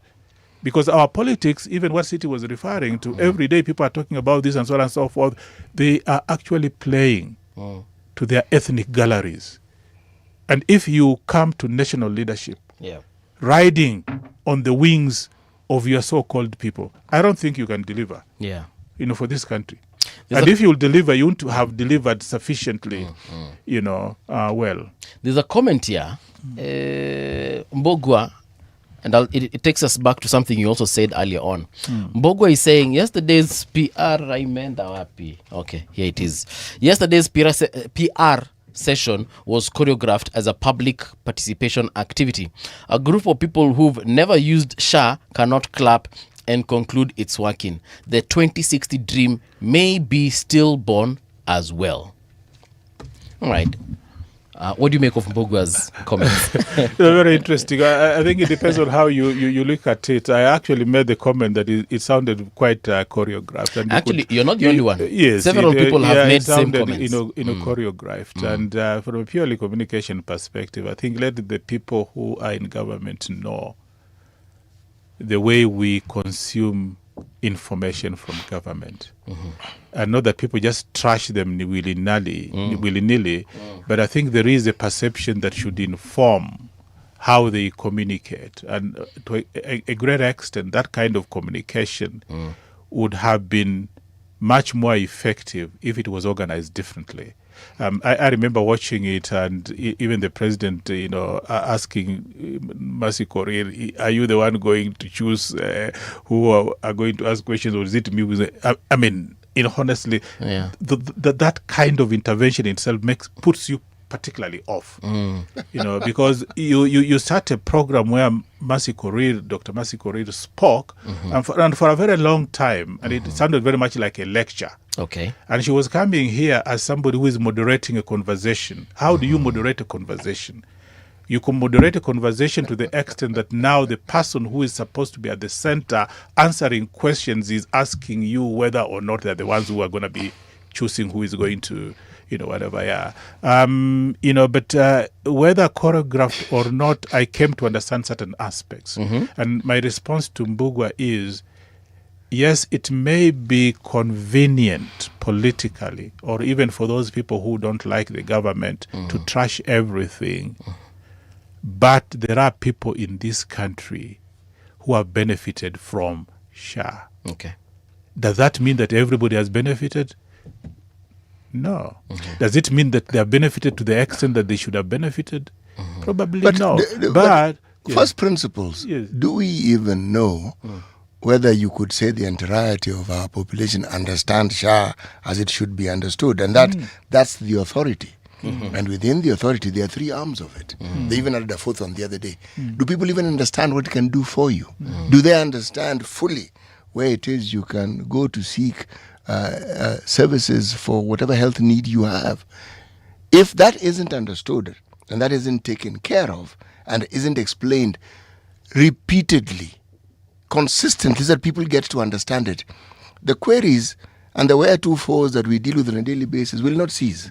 Prof. They will not cease, but CT, why I'm struggling with this is that sometimes we converse and we come to a position where we, Kenya is a country, and every country there is a scholar who said, a lot of our societies are actually imagined. we imagine the construct that is Kenya. Yeah. A lot of us imagine it. Experiencing Kenya on a daily basis is almost impossible. There are so many details, and there are so many, and so on and so forth. So most of what we know about what is happening in Kenya is what is reported, what we can consume. But actually, wouldn't you agree, Prof? Wouldn't you agree that statehood has to be imagined? If you're talking about even a nationhood, especially when you are in a system where there are many nations, the cohesive nationhood that then forms a country, it has to be envisioned. You have to imagine it. Yes, envisioned, and imagine has got so many layers, and what you see to be Kenya is informed partly by the kind of dreams that you have. When we are growing up, yes, and we went to school, and we consumed literature. I mean, at the university level, whether you did medicine, you did law, or whatever, there is certain basic literature you had to read. I mean, if it is Tom Mboya's, whatever, you had to read it. Yes. If it is Uhuru Kenyatta's, Jomo Kenyatta's, whatever, you had to. I mean, people read. Yes. And people imagined a country informed by, what was happening, the dreams and so on and so forth. But also people imagined the country based on their lived experiences. So your idea of Kenya, if you've never left some village in Muranga, is different from the idea of Kenya for somebody who's been all over the place. I like saying Kapsabet.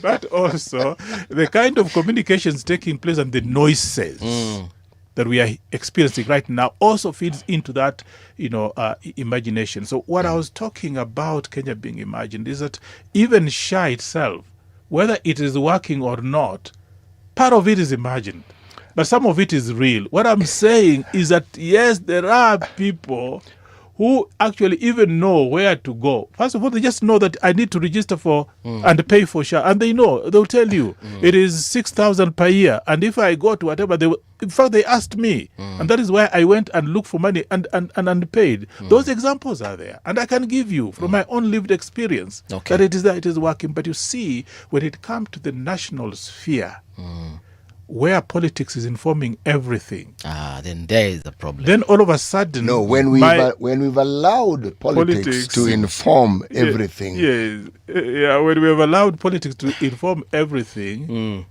then you cancel my experience that yes, I know somebody who has benefited from SHA. You cancel that and you trash it. There's something CT has said, when we allow, and just like Prof has said, there are very many layers to this allowing. But Prof, we have to end the conversation now. Yes. It's already 2.5 minutes past the top of the hour. Na sitaki kuchapa viboko. There's something Collins has said here, and I will read it out, and then perhaps this is a conversation we shall have later. CT and Mbuvi, there's a tagline commonly used. We need to begin having discussions around health, security, education, etc. When will these conversations start? Yes, good question, Prof. This is something we need to discuss and see how on that issue of allowing and the imagination and the very many layers I think are involved as far as allowing is concerned, and how we expect government to deliver for us. That is perhaps something we need to look into. Can I say something? Please do. And very briefly. And this is for Radio Generation. It is for all the media houses. I think there is a responsibility now for public media to steer the conversation. It is not impossible that one can look at this document, interrogate it, and from it then get some kind of first discussions that focuses on various aspects of the document. Because we need to have it, and somebody has got to start it. If that is not happening nationally, driven by the government, I think media houses can do that. And Radio Generation can actually do that, answering that question. Yes. Try and get topics and people talk about them, and then we move based on that. Whenever I ask these questions, I'm always called anti-government. I miss you tunatakanga nini. All right. Let's get into the news. Then when we do come back, we shall be hosting Wakili Njiru ambaye atatuambia mambo ya upinzani wamefikia wapi. So don't go too far. We'll be right back.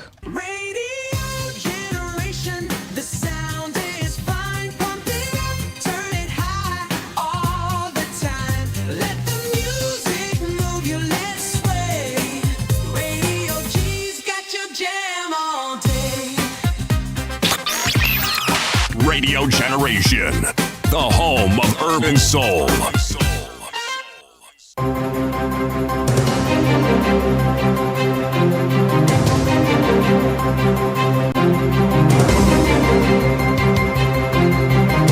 This is the Radio Generation News.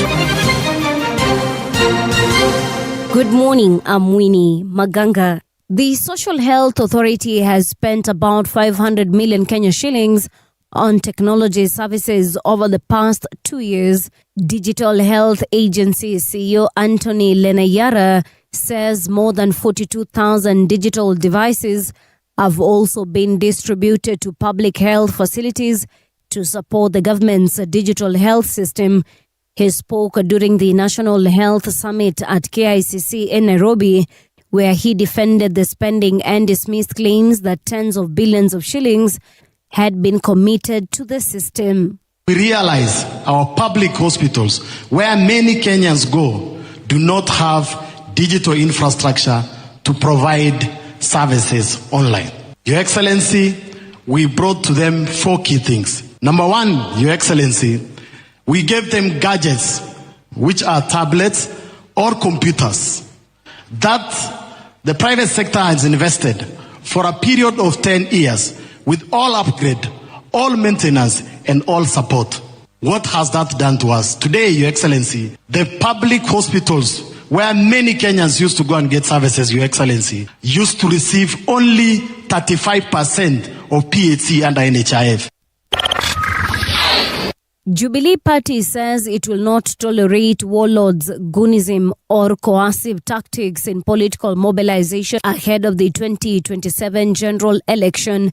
Jubilee presidential flag bearer Fred Matiang'i says political campaigns should be based on persuasion, policies and peaceful competition rather than intimidation. He has also called on security agencies to act against political violence and ensure Kenyans can participate in politics without fear. On this particular one, nataka kuwaomba tafadhali. Our brand as Jubilee is that we run on the stability of the country, a peaceful country, an effective government and a clean government.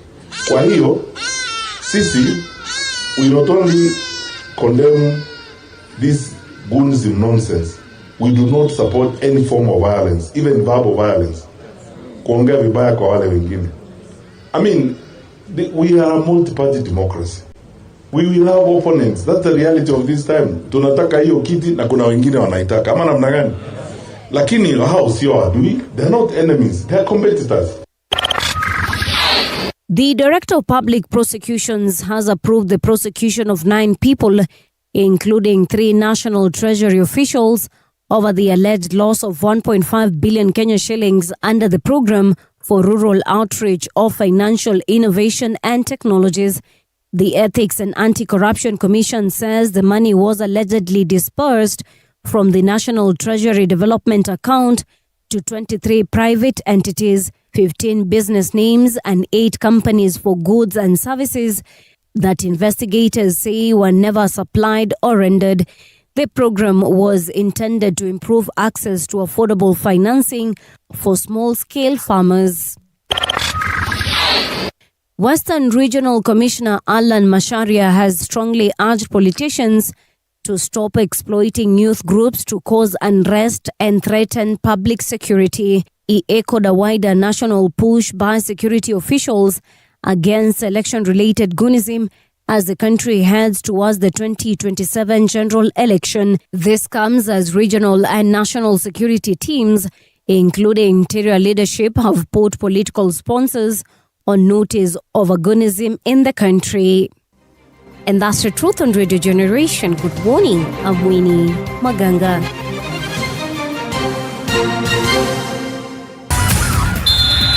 Sports on Radio Generation. Good morning, I'm Samuel Otieno. Bayern Munich midfielder Jamal Musiala says he's being treated for neurological dysfunction after collapsing during a match for the second time in a 4-day period. On Tuesday, Musiala collapsed 6 minutes after coming off the bench in Bayern's 4-2 friendly victory at Heidenheim. The 23-year-old appeared dazed as he received medical treatment and was helped off the pitch. The incident occurred after he collapsed during Saturday's 3-1 friendly win over RB Leipzig in Munich.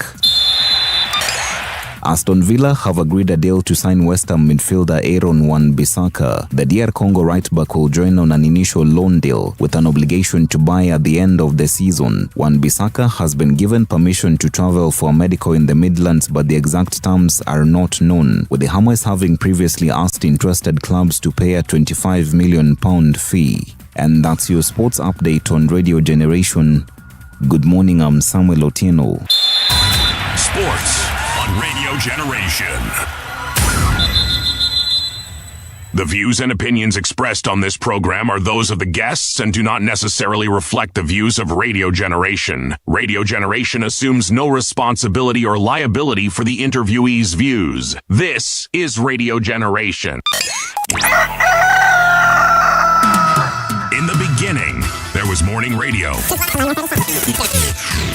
But now there is Radio Generation's The People's Breakfast, curious and bold, getting facts from the shadows. That's what it is. Now, as the city wakes and secrets stir, a bright new voice shines. The People's Breakfast. Your morning, your voice, your journey. Good morning. Good morning, my neighbor. Welcome to the home of hard truths and bold insights, Radio Generation. Very true. Home of hard truths and bold insights. My name is Mung'ala, Mbuvi. The time right now is 10 minutes past 8 o'clock. A couple of you have given some very interesting comments. Ni venye hatuwezi zipitia saizi, but I have taken note and we'll definitely have this conversation at the opportune time. Siti Muga kwenye studio bado, na sasa tunataka kuingia katika conversation moja moto sana. And the question we want to ask this particular hour is, can the Wiper Democratic Front move from being an opposition partner to a serious contender for power in 2027? And in very many words, it's not just Wiper. People want to know, can Kalonzo Musyoka be a serious and a proper opposition partner as far as the contention for 2027 is concerned? And with us is Wiper Party spokesperson, that is Wakili Ndegwa Njiru. Wakili, good morning. Welcome to Radio Generation. Good morning. Very well. How is it? I'm very well. How is it that you never import movie city? Movie. Yes, I know movie. I know city. Yes, because I'm your followers. Yeah. No, and I've known you for a while. Yes, and I'm just wondering whether CT did not import his bad manners of proverbs from where he was. As a matter of fact, he did. And he's going to share one with you right now. Then we're going to ambie what you think of it. You know, he just went into the debate and was like, why didn't you provoke him? No. It was going to come in there somewhere. That's great. So, CT, over to you. You know, old habits die hard. True story. Yeah. Proverbs for the whole of this week come from the state of Libya. Okay? The needle will be lost if the thread is too long. The needle will be lost if the thread is too long. The thread is too long. Sindano itapotea ikiwa uzi ni ndefu sana. Ni mrefu sana. Yes. Well, I could perhaps think of a needle is something that is trying to mend something that is torn. Maybe you can take it in the context of a conversation. If you take too long before you deliver your point, it will be lost in therein. Amefikiria kama wakili. No, that's a beautiful analogy. Yes, hiyo ni mzuri sana. Yes. Yani bwana unazunguka from here to there. Yes. Someone's wondering, nani? What do you exactly say? Get to the point. Yes. But funny thing is, lawyers always take a very long route trying to explain something. Me, I've dealt with you guys very many times. Yes. Kuna wakati nilipokea moja kutoka wakili wangu, and by the time I understood that document, yes, the jargon, the idiomatic expressions in there, I was like, what are we saying, guys? Well, we have a lawyer here. Maybe you can explain to us why it is they go into that lengthy discourse. It will depend on how you want to compound the facts and marry to the law, so that then the layman can be in a position where he understands it better. Unaona how you weave things. Munadunga hapa, mnatoa uzi, naenda hivi, mnaileta hapa, mnairudisha hapa chini. Get to the point, man. Yeah. I think that's what they're doing. They are getting to the point. Yes. But they have to ring fence that point. Okay. You got to otherwise how will you hire my services? Yes. Anyway, you're right. You guys are very expensive. Mimi kwanza the first time nilipokea bill ama sijui ni invoice. Yeah. I was like hapana guys. But did you not discuss the matter of the invoice before? I have this habit of just getting into something there. No. You ask, this is a service I need from you. What will it cost me? Like I said, I have this habit of just walking into that bombshell. But you see, you might give me only one single line. For example, I was crossing over George Podmore. Yes. And I was flashed. A vehicle splashed me with with water. Yeah. You might think it's just a simple thing, but it's a very serious tortious effect that you that I need to research on. For you, it appears that it is very simple, but it's a tort. Yeah. It's a civil wrong that has happened to me, and I need to go to the books. I see what the Queen's Bench delivered at a particular time. What did Lord Atkins say about that act? What did Lord Denning say? How do I bring that jurisprudence here in Kenya? Has perhaps Justice Mativo dealt with that aspect before? What has the High Court of Kenya said? Justice Odunga deal with it at that particular time as even was? So that then I can give you... already 5 pages. Yeah, I can give you an opinion. Whether actually that action amounts to a tort or not. Okay. Yes. All right. Agreed. Yeah. Agreed. Absolutely. But thank you so much for honoring our invite. Let's get down to business. Wiper mko namna gani bana? Wiper tuko sambamba. Tumesimama fiti. We are gearing ourselves towards the swearing in that will come 14 days later after the 10th of August 2027. Okay. Yes. And you guys are ready for it? We the President of the Republic of Kenya, Rais wa awamu ya sita, Dr. Kalonzo Musyoka, is ready and equal to the task. Okay.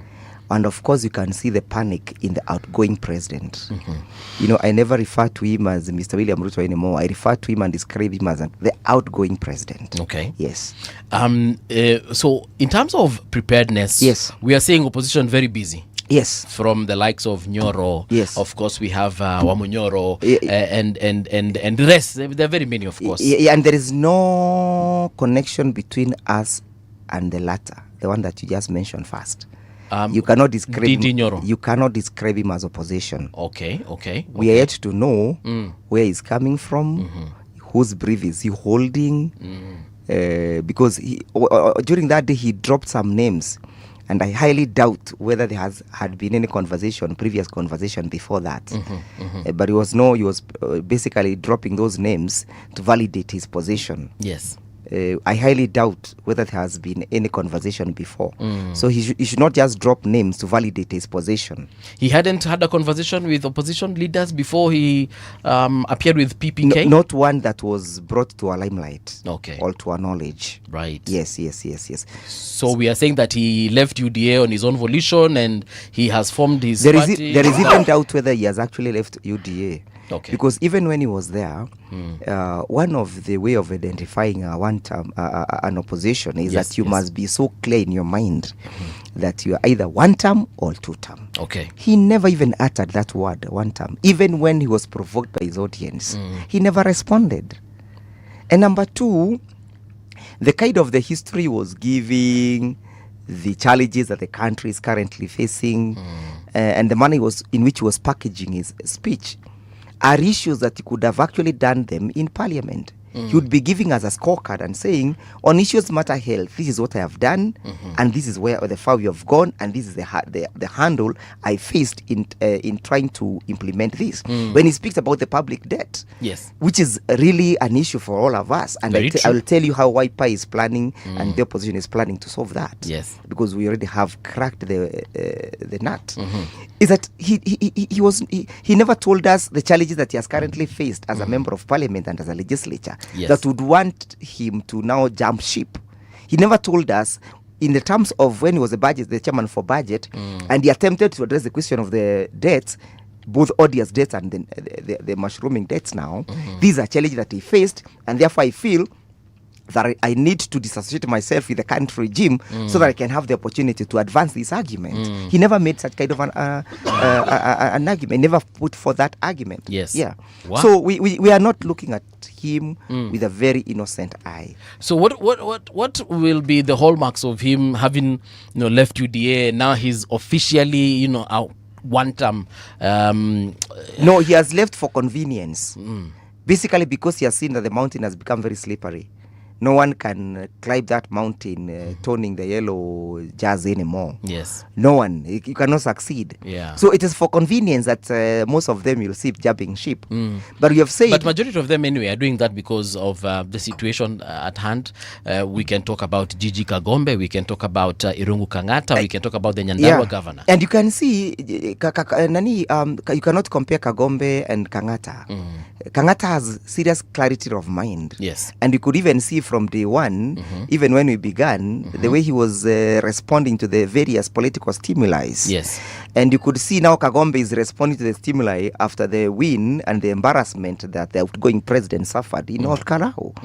So my view, City, is to say that Ndede Nyoro, if he really means that he is in opposition, he needs to come, we sanitize him, tutafute the best doom, tumpige kwanza, ili tuhakikisha hana kunguni za UDA, hana viroboto za UDA, hana minyo ya UDA, mpaka we shall even deworm him to make sure from the inside. Yeah, from the inside, to make sure that he does not carry any UDA element. Perhaps we might even have to do some bit of genetic modification to know that political genetic modification to know that this guy is really with us. Yes. As at now, the pronouncement is not convincing. The manner in which it was done is not convincing. And I will highlight it for you, City.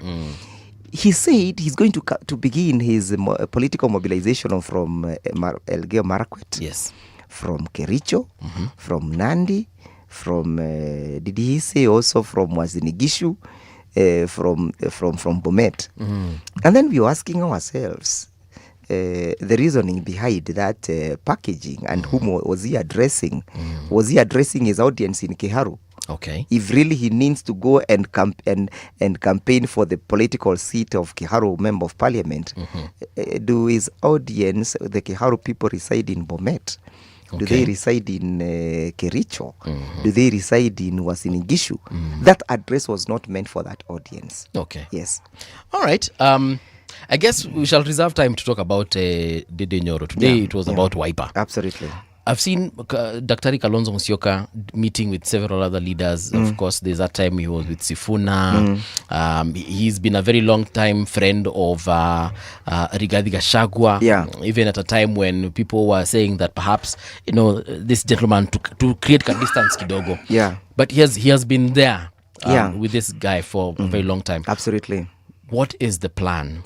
Well, let me first of all describe the character of His Excellency Rais wa Awamu ya Sita. For the short time I have known him, he's a man who believes in a cause, and if he chooses a cause, he sticks to it. He's stuck with the late Raila Odinga for 15 years. Yes. Even when he was not made the running mate in 2022, he still stuck with him because he believed in that particular cause. The idea behind the ideology and the Raila's philosophy was a revolutionary philosophy. And therefore, even with the demise of his friend Raila Odinga, he has carried on with that particular spirit. The fact of the matter is, from that character is a man that when he believes in a cause, he pursues it, he sticks to it, and he does not betray the cause. Number two, the character of that man is what we are really looking at. And I have told City before, and I know he's going to confirm this, is that currently we are not just looking at the good laws that we have, or the constitution that we have, the progressive constitution that we have, or the good laws that we have. I've come to realize one thing, that when you look at how Moi governed this country with the Lancaster Constitution, the 1963 Constitution, he had a lot of transgressions, abuses, and excesses, and even extractions. It is during that time that there were Moi detention chambers, there were Nyao detention chambers. That time people like Robert Ouko died. Is that particular time? There were a lot of excesses. But when Kibaki came in 2002, yes, again with the same Lancaster Constitution, the 1963 Constitution, we were able to realize our potential. We were able to realize our potential in terms of human rights, our economic potential, and our political potential. The human rights jurisprudence, the human rights world expanded when Moi had shrunk it. The economy expanded when Moi had shrunk it. The political space expanded during Kibaki's time, and Moi had shrunk it. And mark you, they were using the same document, 1963 Lancaster Constitution. Yes. What does that tell you? It tells you that it's not just about having good laws. It also goes to examining the character of the individual at the helm. That's what you can see. If you compare Uhuru and the outgoing president, Mr. William Ruto, and the excesses that are currently taking place, and what Uhuru did, you realize that the character of an individual is quite paramount. So it is not enough for us to say that we have good laws, we have good constitution. We also need to look at the person that we are conferring the faith of implementing these laws and this constitution on. Yeah. So His Excellency the Sixth, Kalonzo Musyoka, is a man that you can trust in his character. Oh, they have said for the last 40 years, his road has not been constructed, he has not done X, Y, Z. But he gave me a book called Leaders Eat Last. Okay. Right? And he has kept on explaining that when he was a vice president, the PS, I think that by then Kenya, had approached him with a budget saying, let us put this road, tarmac this road from Sekuru, your gate, all the way downwards. He declined. He said, no, let us start from Wingi upwards so that it can be guaranteed that everybody has access to the service. That is why you see today, if you go to Sekuru, the road from Mwingi all the way to a certain place, I don't remember its name, is tarmacked. And the only space that is not tarmacked is between his home and that other space now. Yes. That road would have otherwise, if he was a selfish man, an egocentric politician, a self-seeker, it would have started from his gate downwards. Now, that is the essence of leaders eat last. Okay. Number two, if you look at his 40 years, you will not see any taints, any corruption taints. You will not see it. He's never been to court. He's never been no. Even if he was found innocent later. There is no charge sheet that has ever been generated in the Republic of Kenya charging His Excellency Kalonzo Musyoka with a corruption case. Hata kama alikuwa found not guilty at the end. Never. He has never ever been. He has only been to court representing clients. Okay. That's the only instance he has been into court. And I challenge any person who has that record to bring it up. Okay. When they challenged is when the outgoing president challenged his Yatta land, he took the documents, the conveyancing documents, the one that he took, the facility he took from the bank, the sale agreements that he executed in pursuit of purchase of that land. Yes. They were all taken to the DCI, and currently they are even with the DCI. He took them. And everybody's even you could see the internet never lies that he took them. To the extent that he was able to substantiate and explain that I genuinely purchased the Yatta land. And they kept quiet about it. So we are having a man who has been in public service for 40 years with a clean track record. Okay. In the converse, we are having a man who has been in public for lesser period. But the kind of the transgressions and the potholes and the pit holes he has dug along the way, along the political way, are of high magnitude, unimaginable magnitude that we might take the whole day to explain. So here we are comparing the character of the outgoing president, Mr. William Ruto, and the character of the incoming president, His Excellency Kalonzo Musyoka. They are incomparable. We cannot compare them. It's like darkness and light. Yes. Okili. Yes. What you say has an immense amount of truth to it. Yes. But are those the things that Kenyans look for when they are seeking to vote? Ordinarily, no.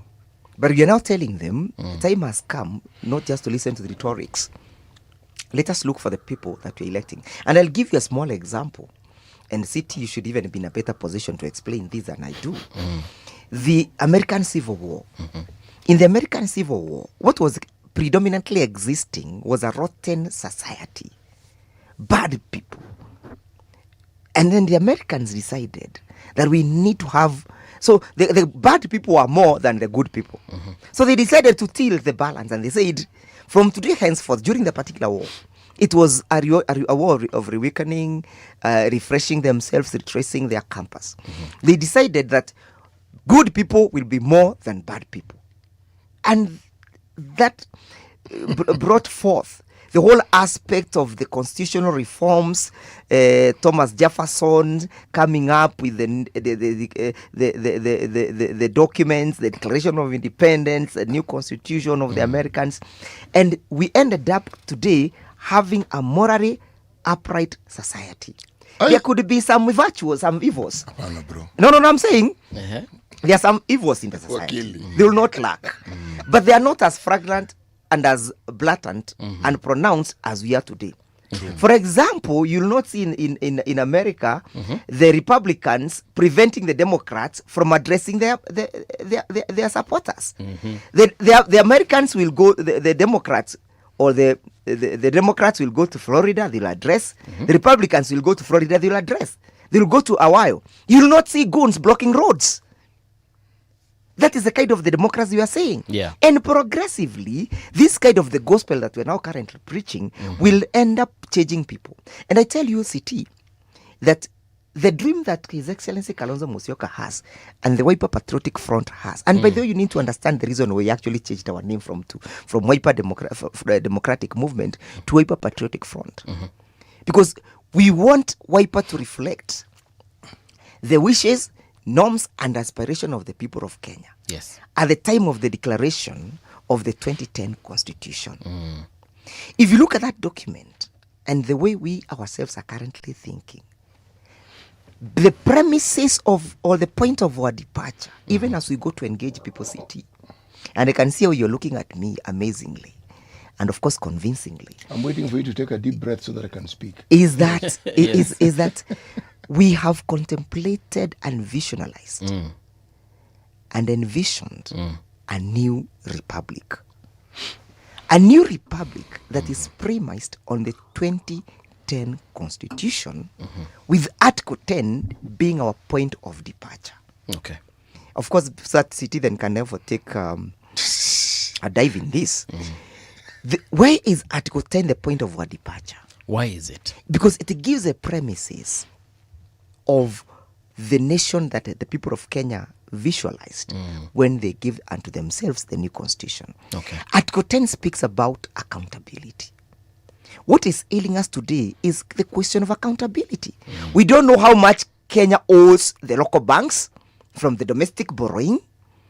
We don't know how much Kenya owns international financiers. What do you mean we don't know? We don't know. Who audits our books of debts?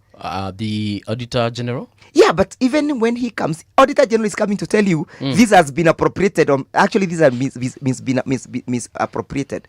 Tell me the day Badi, as a Minister for Finance, ever rose to tell you that Kenya owes World Bank this amount, that Kenya owes IMF this amount, that Kenya owns the local banks this amount. Okay, are you saying that our debt portfolio is not in the public domain? It's not.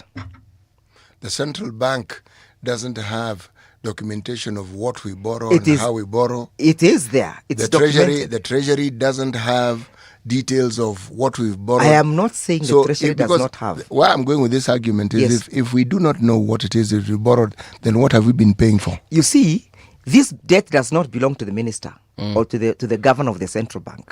It belongs to we Kenyans. If then we are speaking about Article 10, which I told you is the point of our departure as Wiper Patriotic Front and the rebirth of the new republic, is that Article 10 speaks about transparency. Seated here needs to know how much money Kenya is borrowing from our local banks and how much that borrowing is having the effect to the local mwananchi.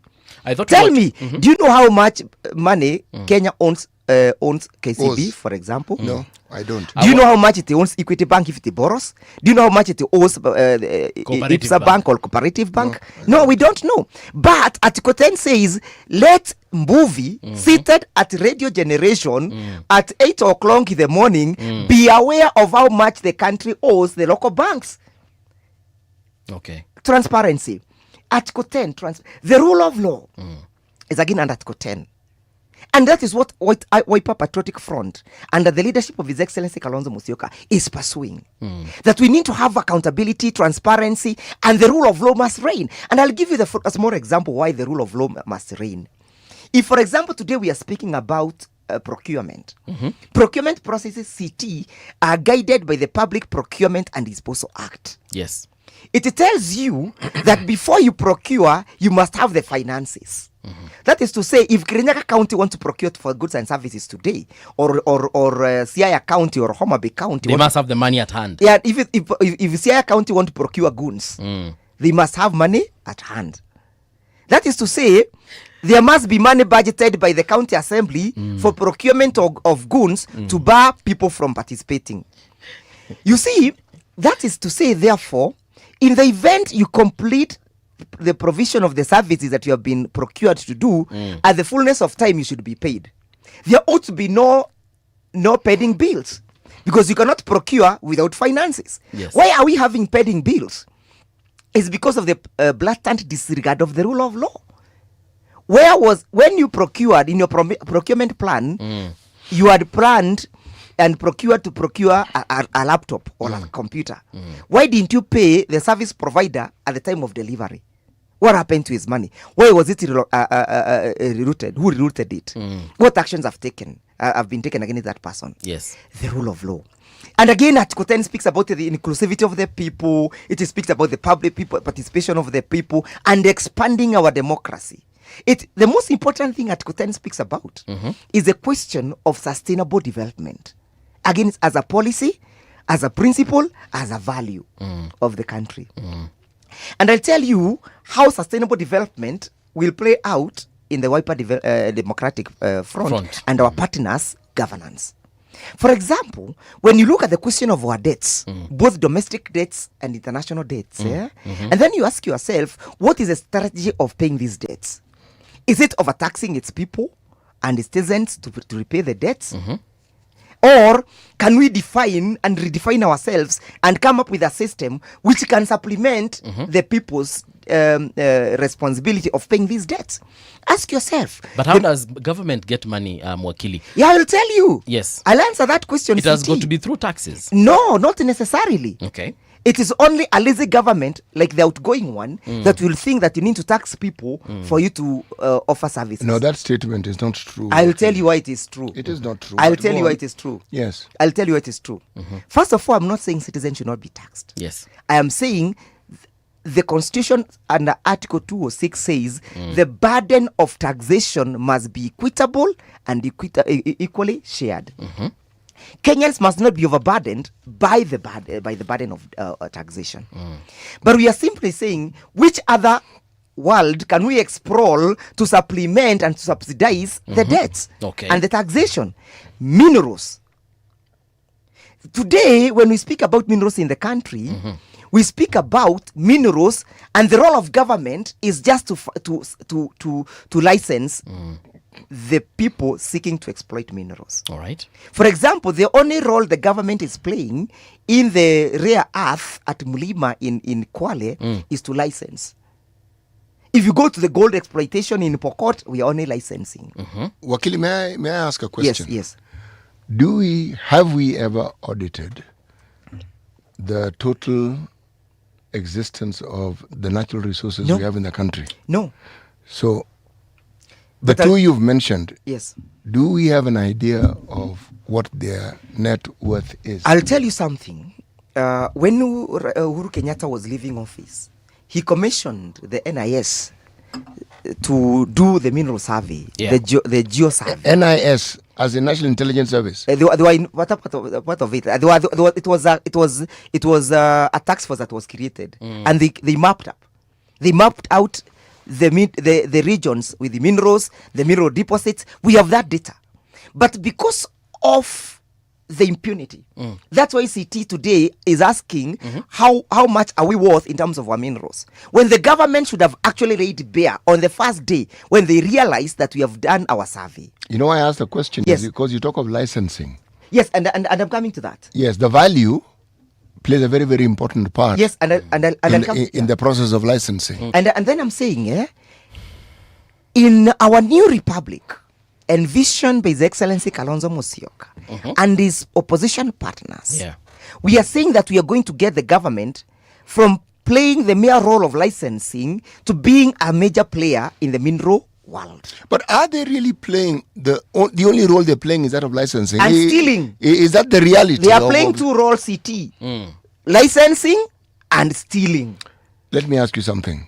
Yes. Did these natural resources that we speak of only come into existence during President Uhuru's term of office? No, that's when some effort. We've had them for the very longest time. For as long as this piece of land we refer to as Kenya has existed, they have. Okay? Yes. Now, the audit that was made plain, as you say, by your survey. Yes. Is there anywhere in that report where they indicated the value? Because when you talk, you see, there's this discussion we're having currently of the so-called sovereign fund. Yes. Okay? Yes. That is sovereign wealth that we are speaking of. Yes. Okay? What you're bringing up is, what is the participation of the government? Yes. Vis-a-vis, what should the participation of the government? Absolutely. Yes. And then, as we are saying, the leadership of His Excellency Kalonzo Musyoka will turn the mineral world from just mere acts of licensing and stealing to becoming a central point of revenue generation to ease the burden of living. How? Because we are, if you look at the constitution, it speaks about minerals. It says all minerals belong to the national government. Yeah. And the communities there are just holding, are just trustees. So we want to get into the process of exploitation and processing of minerals. Government playing a central role. That it is going to actually be the person trading, other than for me licensing new Mbuvi to go and exploit the rare earth. For example, I understand the rare earth at Kwale today, it can finance our budget for the next 50 years. Why should we not exploit that minerals and ease the burden? How did Gaddafi do it? The proverb that you gave us. Gaddafi was able to change his country by the exploitation of the oil and proper stewardship. And how is Qatar doing it? And how is Dubai doing it? And Saudi. It is the minerals that has made and easen the burden that has been placed over its people. So, in the new republic, minerals will play a significant role. And the reason why currently minerals don't play a significant role is two. One, corruption. Number two, wastages. Let me understand something. Yes. Since independence, we have just been, as a country, licensing, let's say, licensing a company called Regeneration. Yes. To mine, and they own whatever they find there. And then you pay gratuities. No. And then you pay gratuities to the government. No, that is not how. How have they been doing it? Case in point, if we were to look at an example, is Tiomin in Kwale County again. There was an understanding of what it is that the government would get. There was an understanding what the county government of Kwale would get. Do you know what we are getting in terms of percentages? No, I do not. 10, 20, no, 30, I 40? do not know the percentages. But all the players benefited. Tiomin came with the expertise and everything that was required to do whatever it is that they were doing. The understanding was that, as I said, the government would benefit from it. Tiomin would benefit from it. Otherwise, why would they bother coming all the way from Australia to come and work in I'll give you another example what city is and the county government would also benefit. Absolutely. What we call in law a benefit sharing agreement. Let me give you a basic example. So are we saying that when we talk about licensing, the benefit sharing agreements don't exist? They exist but never implemented because of corruption. And I'll give a good example is Talu Oil in Gamia, in Turkana. The agreement between the government of Kenya and Talu Oil was that the government it was a ratio of 30-30-40. Government retaining 30, the local people benefiting 30%, and then the investor getting 40. You see?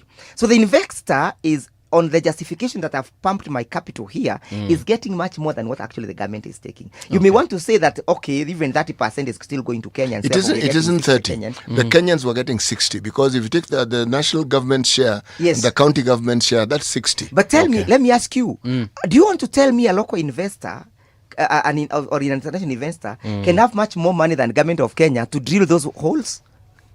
They would have the expertise that we don't have. You see? But why don't we bring the expertise? But that is how we brought the expertise, because our laws allow for PPPs, don't they? They do. Yes. But even was that not a PPP? The PPP itself needs to be audited. It's an avenue and a conveyor belt of corruption. Okay. We need to audit. Because, for example, if you want to look at the expressway, look at the expressway today. All right. If I want to use that services, I am supposed to pay some fee to access it. To access it. But that road is constructed on public land. Number 2. So the question is, me as Ndegwa, you as Mbuvi or as CTC, through the government, which is our trustee, has invested and given this investor a facility on which to mount this road on. How is that quantified? How do you quantify that? So to say, okay, I need to pay the investor, yet the investor is sitting on my property as a Kenyan. We must redesign ourselves. Okay. Let me put this argument further, and I tell you why Kalonzo Musyoka are not the outgoing president. When we have begun doing our manifesto, yes, and we have hired some experts to work on it. So are they local? Yes. All of them. Our problem must be resolved by local people. You don't need to get Japanese to come and give you the vision. You don't need to get Japanese. It's local people. Actually, some dons and a conglomeration of individuals. Okay. One question I did put to them was, I told them, gentlemen and ladies and gentlemen, if you are working out on a manifesto, you must audit that manifesto and determine how much Kalonzo Musyoka's government will need to finance that manifesto for a period of 5 years. So that then, if you realize that for us to finance our manifesto, we'll be required to go and borrow. That is not the manifesto that Kenyans want.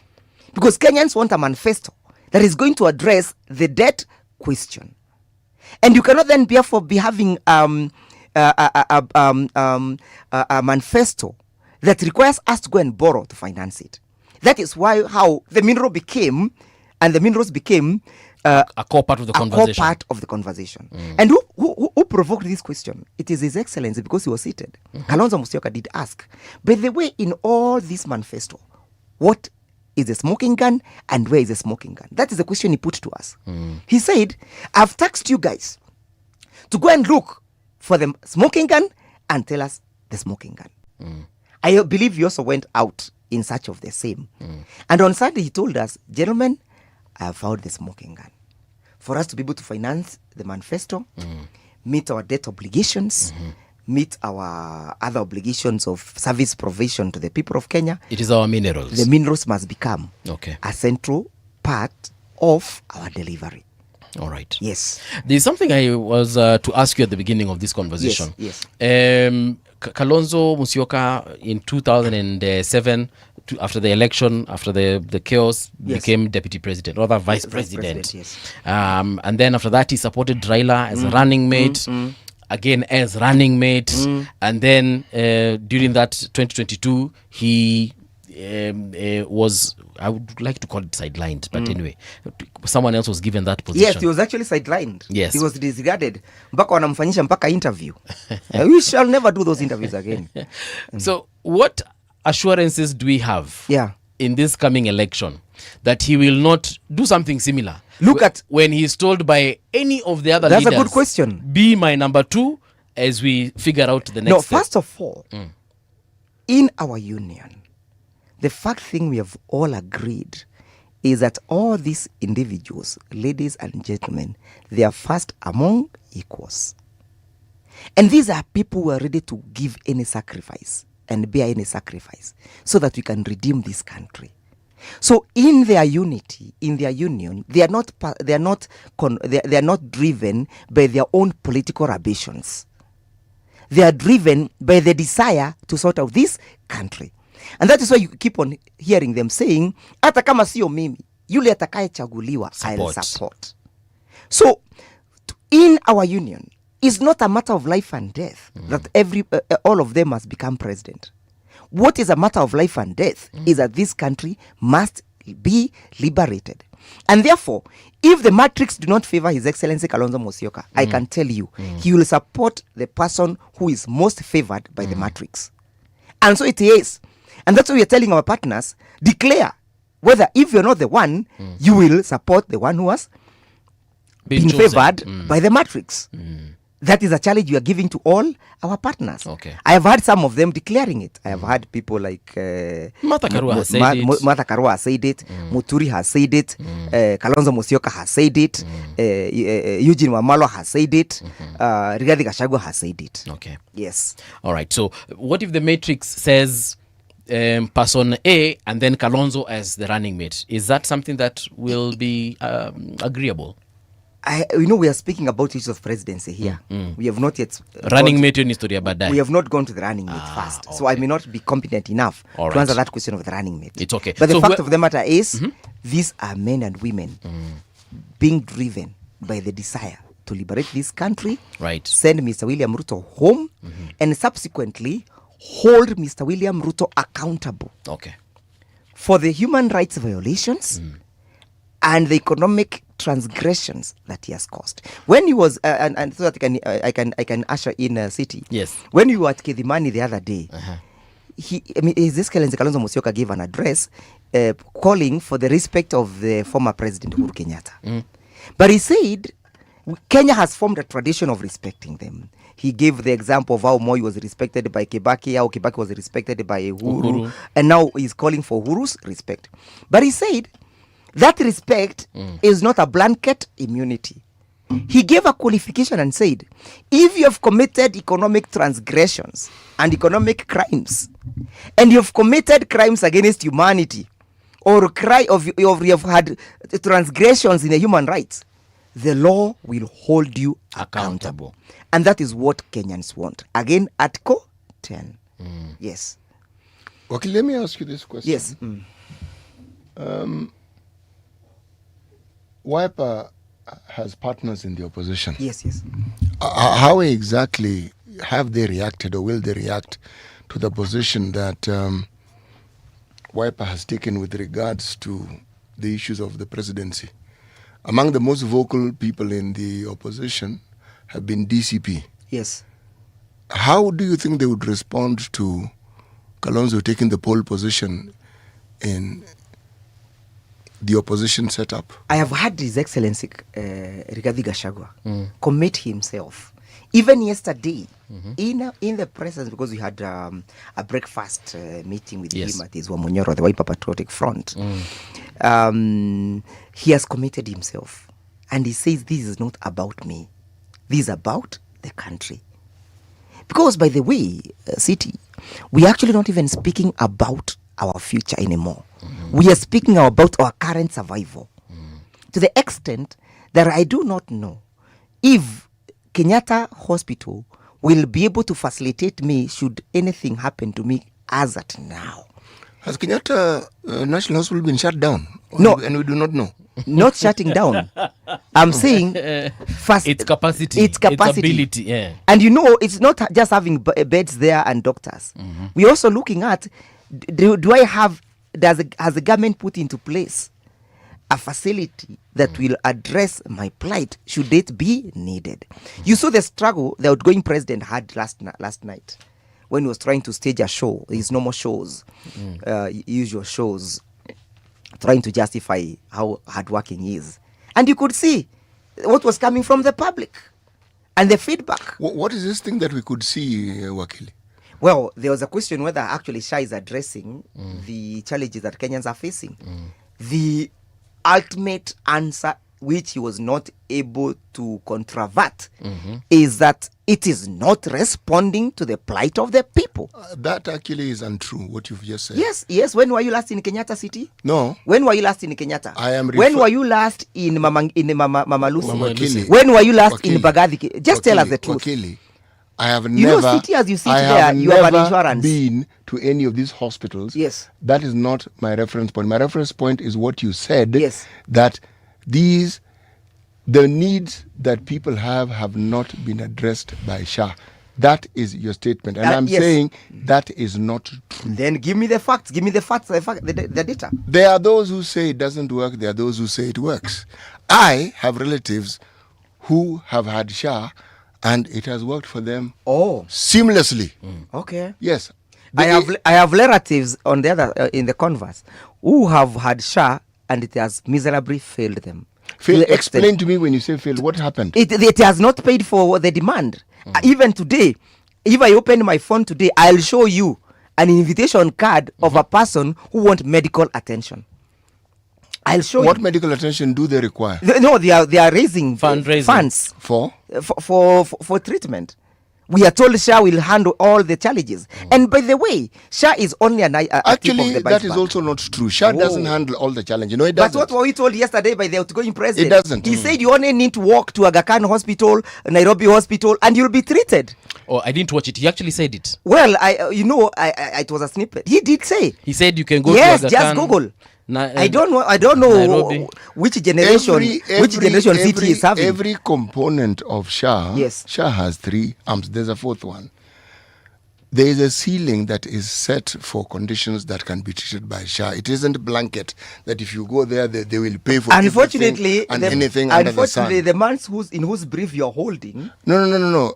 Please don't go there, Wakili. Okay. If I have an opinion, yes, do not interpret it and tell me that I'm holding brief. Withdrawn the apology. Withdrawn. But the position that William Ruto gave yesterday is that SHA, whether you're in a public facility or in a private facility, will sort you out.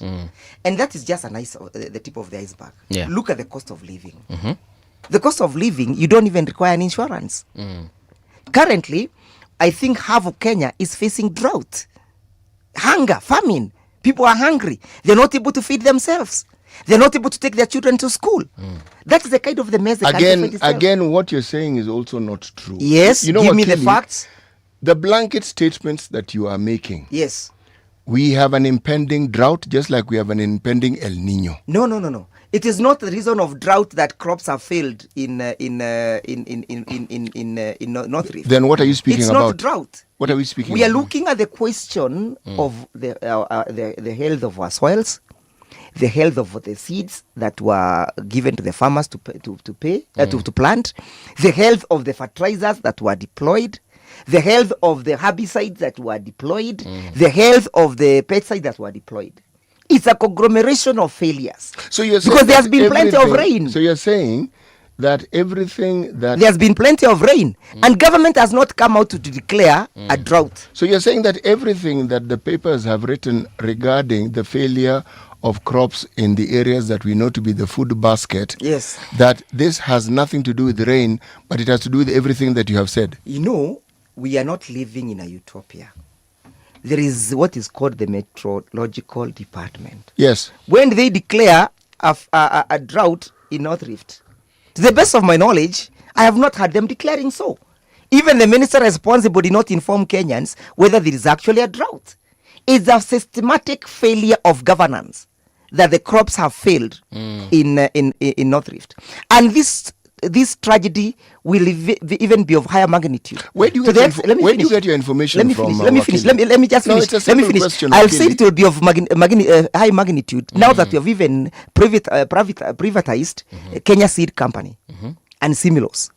There will be no quality check that will take place because Kenya Seed, which is a significant infrastructure in our food security, will now be in the hands of a private investor, a profiteer. You know, Akili, I have a problem with the facts. No. Is it not a fact that he has been sold? No, not with the facts. Yes. What he's saying about Kenya Seed is not false.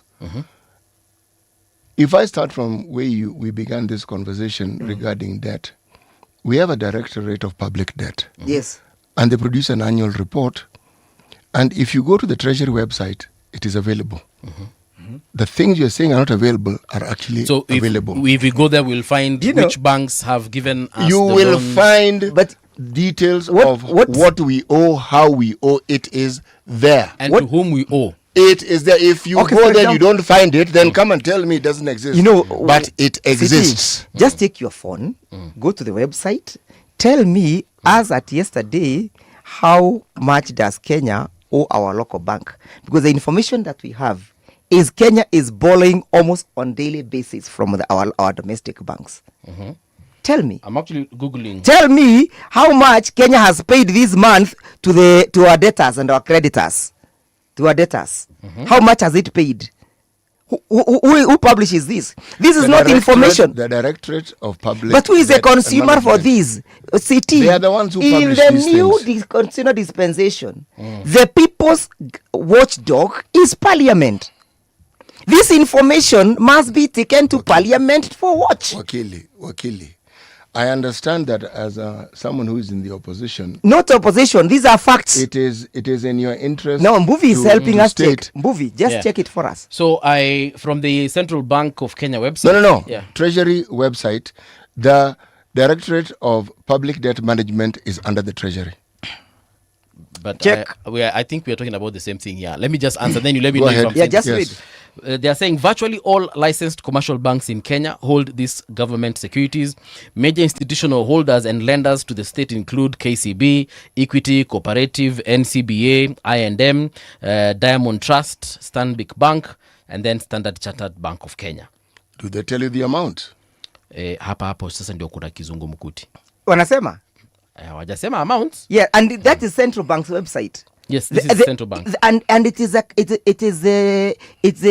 enjoys the domain in government's finances. If it is not published there, you want to go and tell me and go and check what body has published?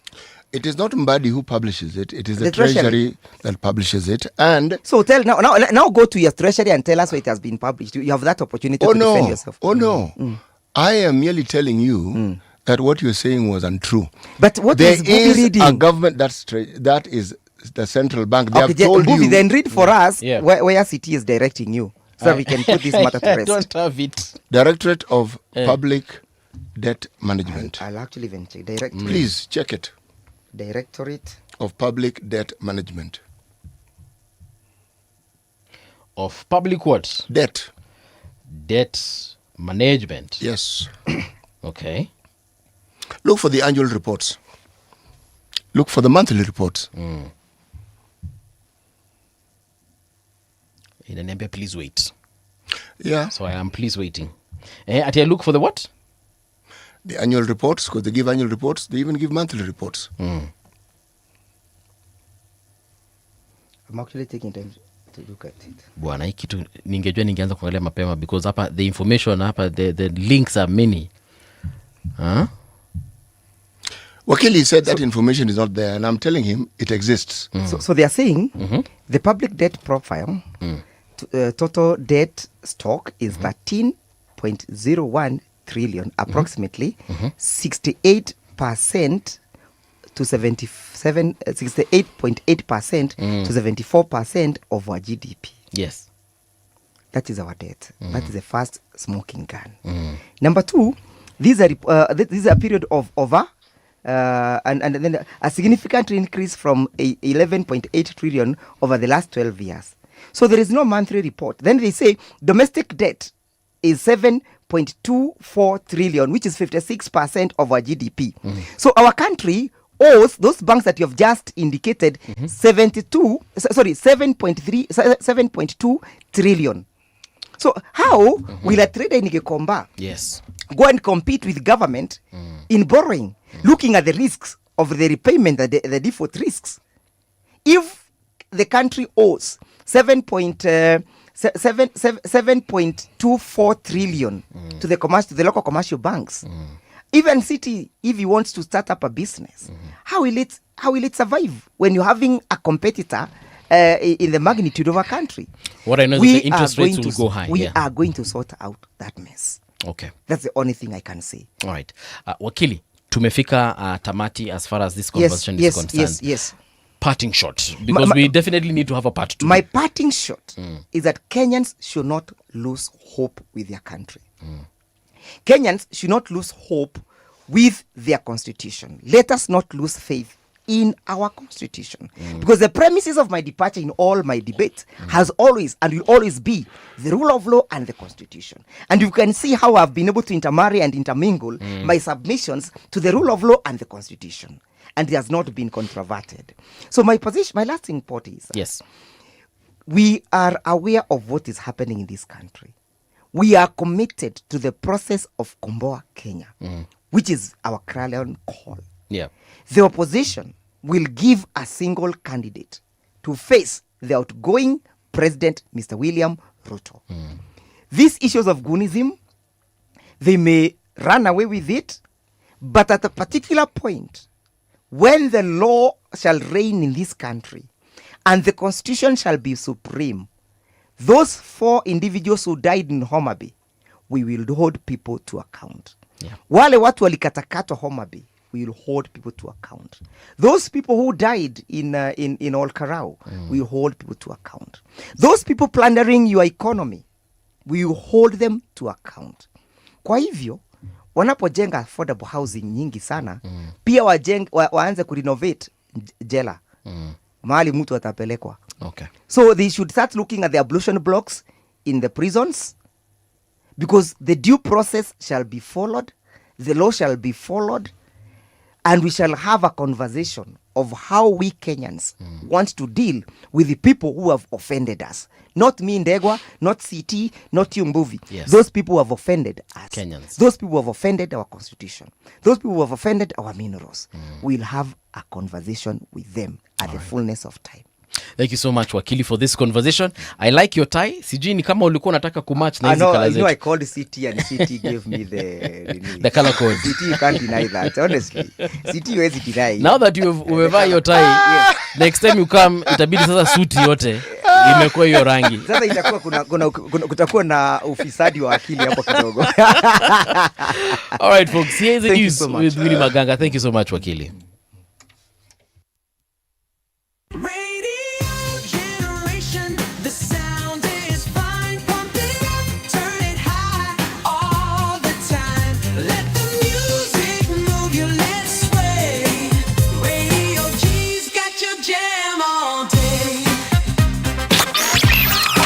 Radio Generation, the home of urban soul.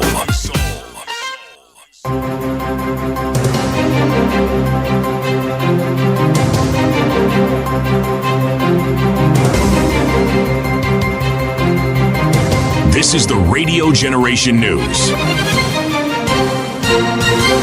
Good morning, I'm Winnie Maganga. A 25-year-old man has been charged in Mombasa court with allegedly assaulting a 3-year-old girl under his care.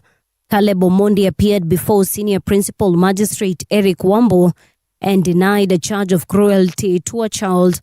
The court heard that the girl suffered severe injuries after she was allegedly assaulted on several occasions between July 19th and August 15th in Shonda Likoni.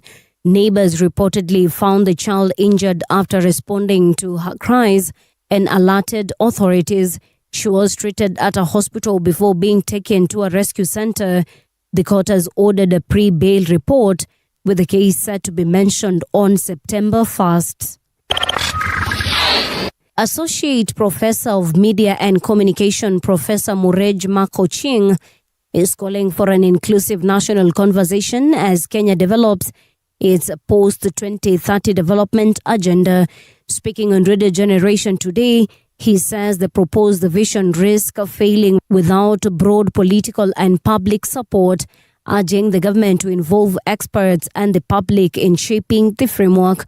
Professor Makoching also says strategic communication and a strong secretariat will be key to ensure Kenya develops a comprehensive vision before the end of 2026. For this envisaged vision to gain traction, you need the support and the congruence of all sectors of our society. In fact, it emphasizes very strongly, and probably as we go on, I'll get my laptop and read you some of those sections. And when you read them, you come to realize that we're facing a problem right now.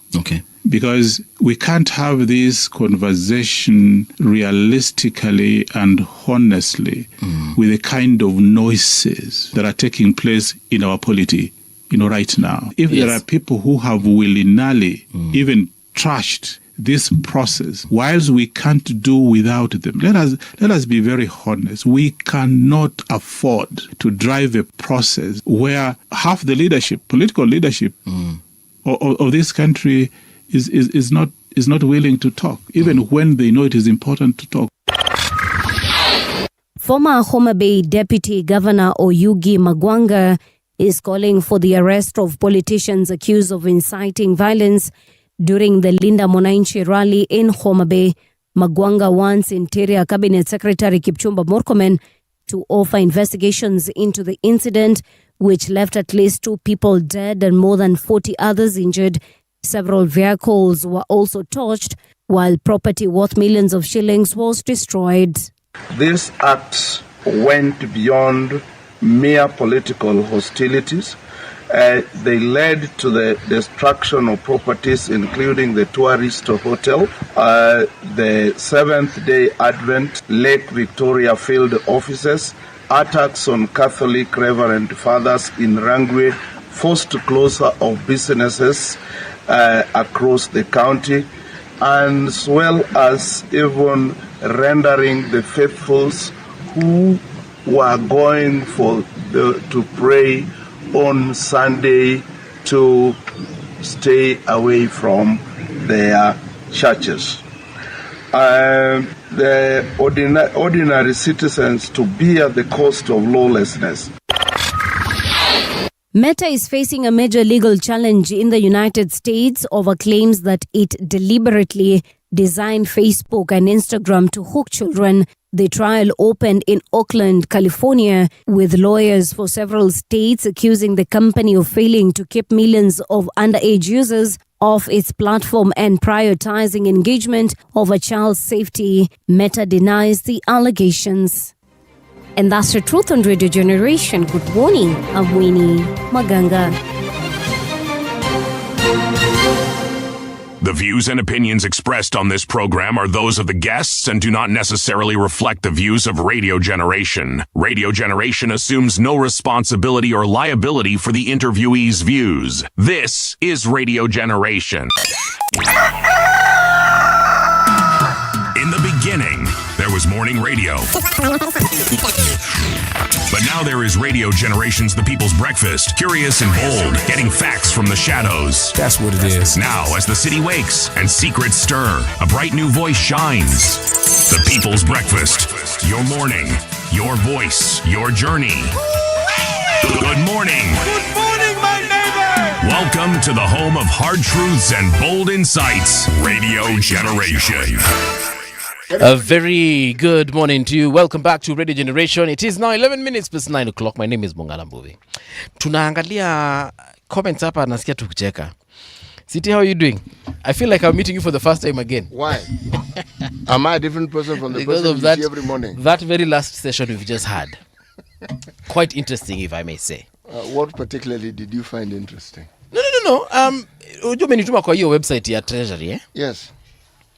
When you get into that that website, it just redirects you to central bank for some of these questions for some of the things that we were discussing. Yes, it does. Yeah.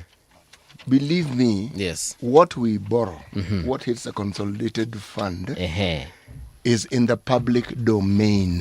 Yes, it's just that we don't read very well, so we don't know. Yes. What we owe is also detailed. Who we owe, how much, it is detailed. Excuse me. What we pay, all these things are detailed. And everything we're talking about here, that Wiper is claiming that they now want to champion.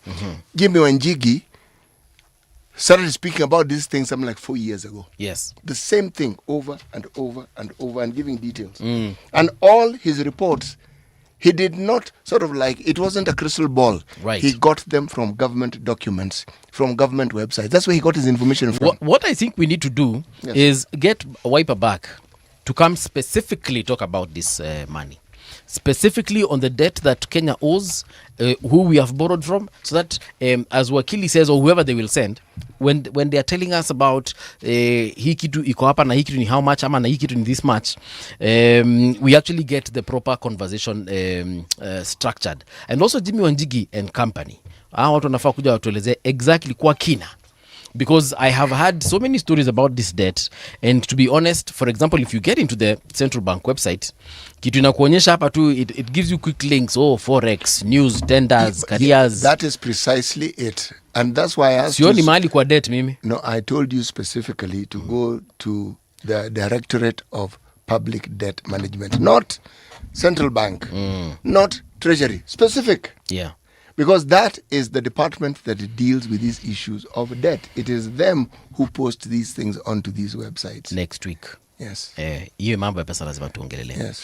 But in this hour, I want to talk about Kenya's youths at a crossroads, goonism, political violence, and the battle for the nation's future.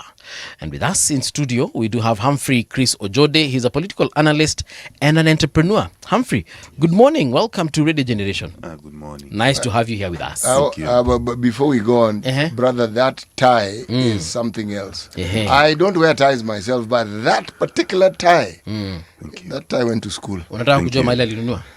See, I'll talk to him after the show. Okay. Nice to have you here with us, Humphrey. Thank you, bro. Yeah. Siti yako na methali. Si wacha kupatia alafu tuambie what you think about this methali. Okay. Tuende kazi. Our proverbs for the whole of this week come from the state of Libya. Not state of mind, the state as in the country. The needle will be lost if the thread is too long. The needle will be lost if the thread is too long. What do you think? Not what you think is the correct interpretation. What is your interpretation? My interpretation of this is if something is too exaggerated, its meaning is not there. Yes. Okay. So that is my perspective. thinking. Yes. Interesting perspective. Siti anasemanga venye umeiona ndivyo umeisema. Ndivyo utaisema rather. Yes. Yeah. I want to understand from your perspective, what is the one thing you'd say, or maybe two things that you'd say are currently plaguing young people, and it's probably forcing them to get into this thing that we are now calling goonism, uhuni, etc. Brother, most of the things that we see around the goonism, the uneasiness, all these are coming because I believe there is uneasiness in the sector of employment, and then there is a lot of laxity in our security systems. Yes, that these are the things that are contributing to this kind of utterances, this kind of goonism, this other political uneasiness. So definitely I would attribute them to unemployment. Yeah, I will attribute them to laxity in security systems, and I will attribute them to our leaders who are not responsible enough to be able to direct our youths. Okay. Yes. As far as security laxity is concerned, maybe expound a little bit on that one. You see, our security systems, they have the capacity to identify and prevent. And at some point, you find that they are leading on one point, or they are being given directions, or they are being relaxed on what to execute before. Yes. Preparations are there, but I feel they are not doing them according to how they should be doing them. Yeah. Yes. Because we've been seeing police deployed. I don't know what happened in Homa Bay. Mi nakumbuka Linda Mwananchi kikuja Machakos, kulikuanga na a lot of police presence. Na si ile presence ya anti-riot police ati wakuja kutandika watu. Like even directing traffic to ensure that Linda Mwananchi brigade inaingia vizuri, the motorcade rather inaingia vizuri, mahali tatokezea. Tulikuwa personally I was going to the market and I was even asked hapa kuna rally iko pale mbele, so if you don't want to be inconvenienced, use a different road. Yes. What I understand in Homa Bay is totally different from that scenario in Machakos. Bro, I would blame both sides. Yes, I would blame both sides. The people who are supporting the government and the people who are against the government. Okay. Because they started with saying, the people who are in the government are saying, you see, this is sisi ni huku ni kwetu, don't come in this place, sisi tunajipanga hivi. On the other side, they're also saying, in fact, watu walinda wananchi ndio walianza kusema sisi tumejipanga. Unaona? So wakati wameanza kusema sisi tumejipanga, we are going to do this, we are going to do this, if you bring goons, we will make sure that they dig the grave before they leave home. You see, these kind of things. So all these are the things that makes things to get unrest. Yes, because if you're preparing for war, the other side will also prepare for war. Yeah. And if you see the previous utterances of Wakili James Orengo, before he went to Homa Bay like 3-4 times before this Linda Wananchi, there had been a lot of utterances, governor has done this, nini imefanyika, nini. So those kind of kupigana ndio inafanya watu wanakuwa uneasy. Retaliations. Wewe unasema hivi, mimi nikuja niseme hivi, sasa mimi we are proving to each other who is superior. But these allegations of wananchi ndio wanalipwa, sana sana ni vijana, of course inasemekana hapa wanalipwa kukozi chaos. Mimi si tunasema, of course there's an employment, so that's why young people are, it's easy to give them 1,000 or even 4,000 to go and cause chaos. Yet you take the same person to the middle of the ocean and you give them 4,000, you tell them jump off, then you swim back to shore. They won't do it. So is it really motivation ya pesa hapa ama kuna kitu ingine? If you take the same person 30,000 feet into the air in an aeroplane and you give them the same 4,000, see, they are broke. Yes. Tell them jump off the plane, they won't. Yeah. That region, Paul, is not witnessing political violence for the first time. You know, the days when Kanu reigned supreme, but we already had multipartyism, there's a lot more violence than you're seeing now, and very many more people died. The clashes were frequent, not infrequent. Elections where there was a Kanu candidate and somebody was, I don't know whether it was NDP or LDP at that time. People died during those clashes, and I'm not talking about 1 or 2 people. A very large number of people died. So the history of that violence, within Kisumu town there was violence. That violence over time became a culture that was embedded in the politics of that particular region. Okay? You think it is only Luo Nyanza. Go across to Kisii. They have youths that even have names, gangs that exist. And they are entrepreneurs, as I call them, people you can hire. You call it security, call it whatever you want. And the politics where somebody who doesn't share your views is considered an enemy. You see, this is what is being propagated. But now it's at a national level where when we had a guest here who, when I countered what he was saying, he goes forth and tells me that I'm holding brief for the president. I'm thinking, what on God's earth is this person talking about? We're having a discussion and I have a view that is different from yours. And I'm even supporting my views with facts. And I am holding brief. Now you see, that is the narrative, that you cannot have an alternative view other than the one which this person or this person has. But he apologized and he withdrew that statement. You know, this withdrawing of statement, I don't understand. How do you withdraw a statement? You've said it, people have heard it, they've internalized. So when you withdraw it, what happens to the statement? Do the people who have heard it withdraw it from their minds? No, of course they can't. They don't. So, you see, it's a culture of intolerance. That is what manifests in these clashes that you see. And Mheshimiwa here is right in saying both sides are to be blamed, because this chest thumping sets the ground for it. It's like the beating of war drums. How do you explain seeing clips of people opening boots of vehicles, taking out slashers? Some people have pangas. I mean, and what are you going for? Are you going for a rally, or are you going to the battlefield? What exactly are you going for? Definitely, bro. That region, I blame our leaders so much. Okay. Because I don't believe that having a contrary opinion to someone's should yield to a fight. You understand?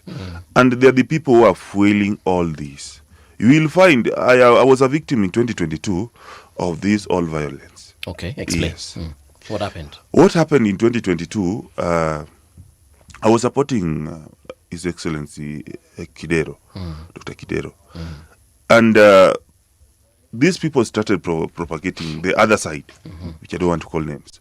They started propagating fights. The ones opposing Dr. Kidero? Yes. Okay. They started planning a fight earlier before because they believed His Excellency had a lot of financial muscles. And because he was an independent candidate, he would gather more votes and defeat the opponent. So, me, the area I come from, I told Mheshimiwa Dr. Kidero that I will do my best. And actually, it is in the public domain that I delivered. It is only constituency that Kidero defeated. What I did, I went to our people, I come from there, I went to our people and told them that this is the best truth we can be able to follow. Because we are the majority in the county, we have a better negotiation in Kidero's side than the other side.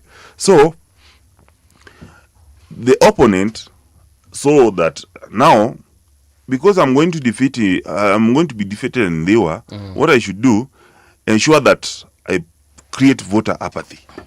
You understand? So they brought chaos, destroyed my cars, beat up my people, my driver was stabbed, the upper teeth were taken out, they fought. Wait, he was stabbed. Is he alive? Yeah, we took him to the hospital and he survived. Okay. So it was seriously a mess.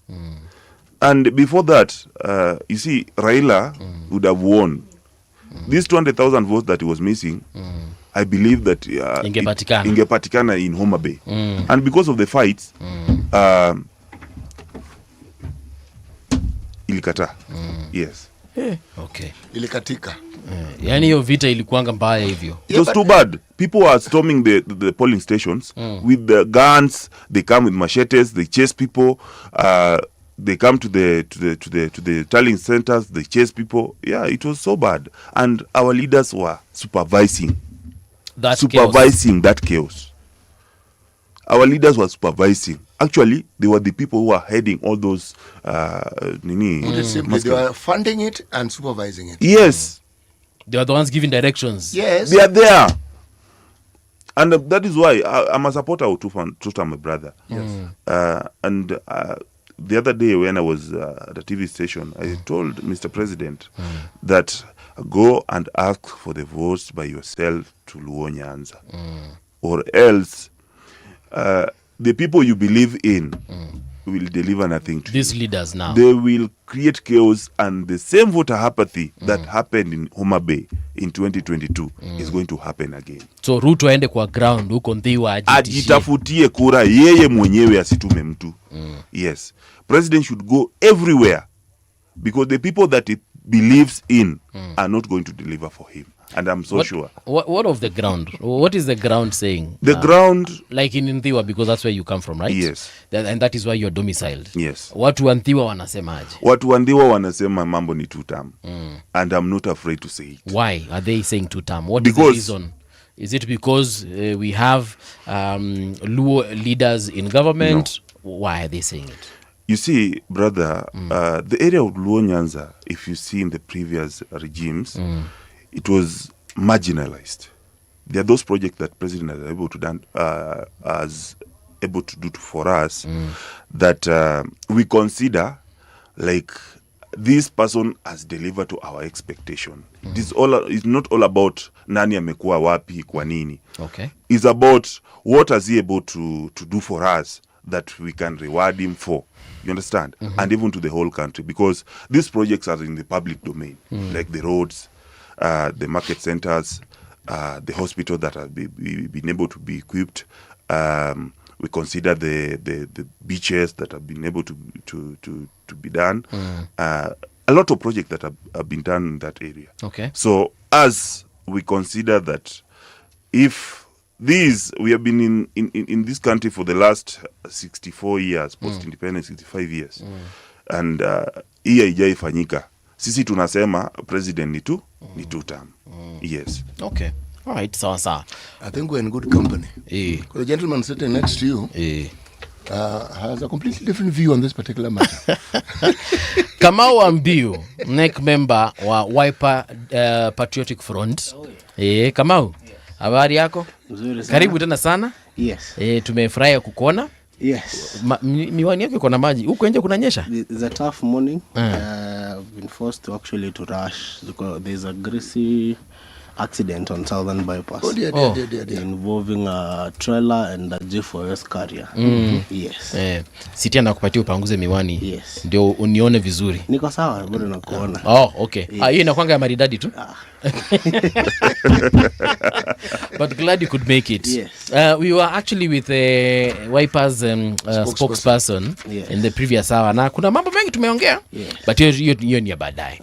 Kwa sasa, I was just asking Humphrey here, some of the things that are plaguing the youth and perhaps forcing young folks into violence, whether they are paid or not. Because I asked him, yes, we've heard of people getting how much money, 4,000 to go and cause chaos, 1,000 bob, or whatever amounts of money they are given.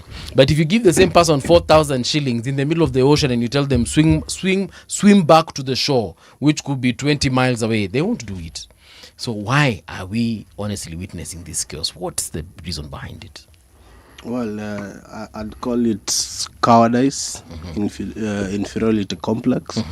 Some people feel they are superior than the others. Some people feel, and actually not some people. In this case, in the recent commotion in Homa Bay, Gladys Wanga, Kaluma, PS Raymond Omolo, they are coward people. And they are, I think they suffer from inferiority complex. Oh, you're going into psychology now? Yes, because he has diagnosed them. Yes, because now, if at all you purport to be as popular as you say, if at all you want to say that you are good on the ground, as you sell yourself to the president, why not let then others criticize you? Okay. It's their democratic right, and it's okay to be criticized. They'll come critique and go. If at all they are right, then that is on. If they are wrong, the people on the ground will decide. Okay. But now, the moment one, it is very wrong kutumia vijana, and this is where we these young people who are being used, they are the ones who are taking us back to where we are trying to get away from. Because now the moment tunasema vijana ndo wanafaa kuchange, but at the same time now we are fighting one another, it is completely, we are out of touch. And then at the same time the leaders who are paying ni mbaya. And then now on Sunday, I think 7 people were killed. On Sunday? Was it I had 2 and then 53 injured. And 53 injured. For what? Na watu tu wangekuja waonyeshane, waseme chenye wanasema, wamalize, waende. And it's nothing else. It's just that. But now that it is a problem. Watu wako tu na shida ya akili. It's psychological. Ni kiburi. It's pride. Yeah, it's prideful of them. And then at the same time, watu wenye wanapigana, I wish they use that money to even make a kilometer of a road.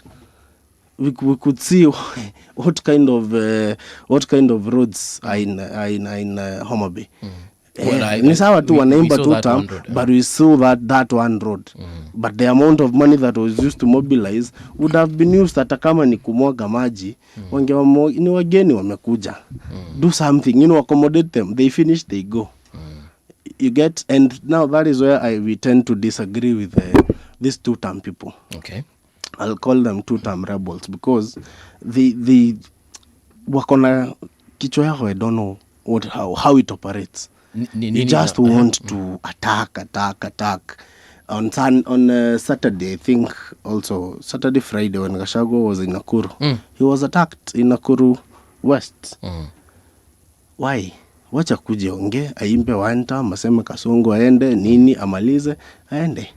Kasongo akuje aseme nimejenga barabara na wajengea barabara, amalize, aende. You see, if at all we cannot tolerate each other, we are taking this country back to where we are trying to evade it from.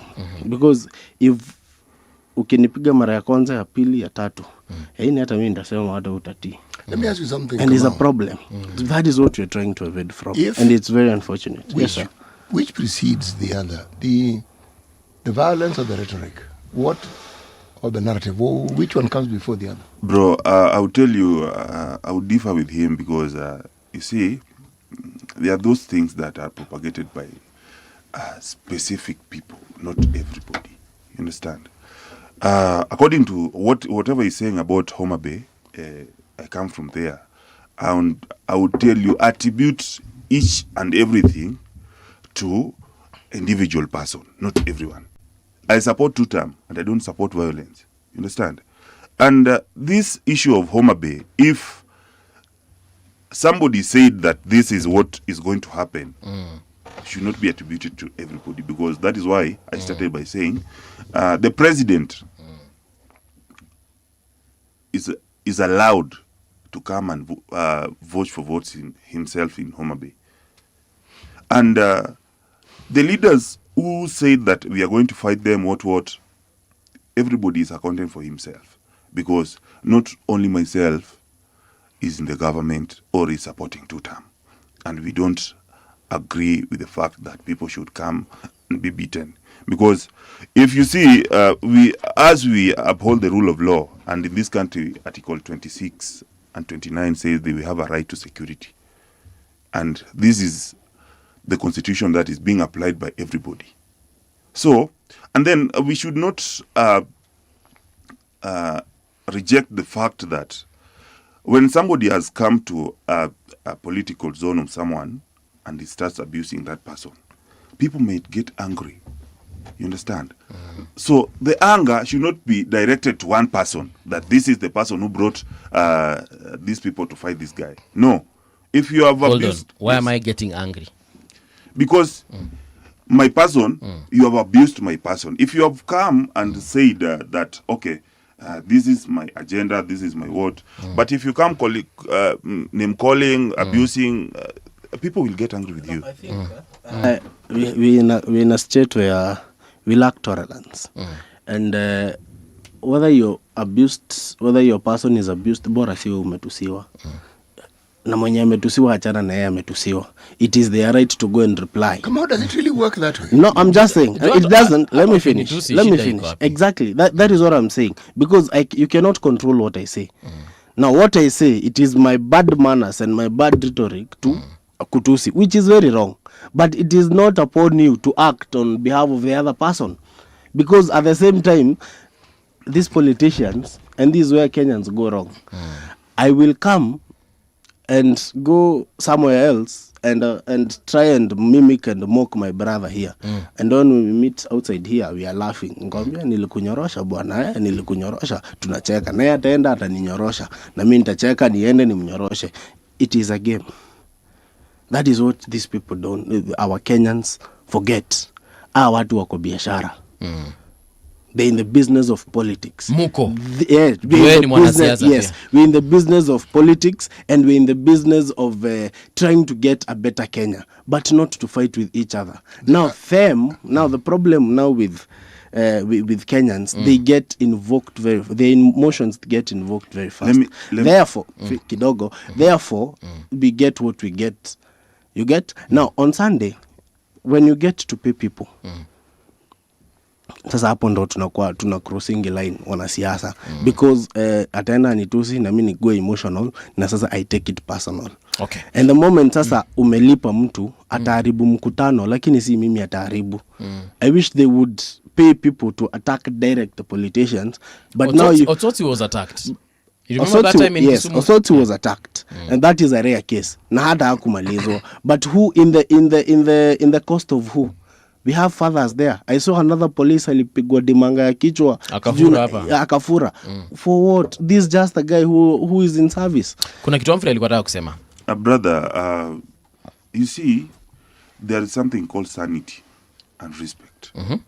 And this goes along on both sides.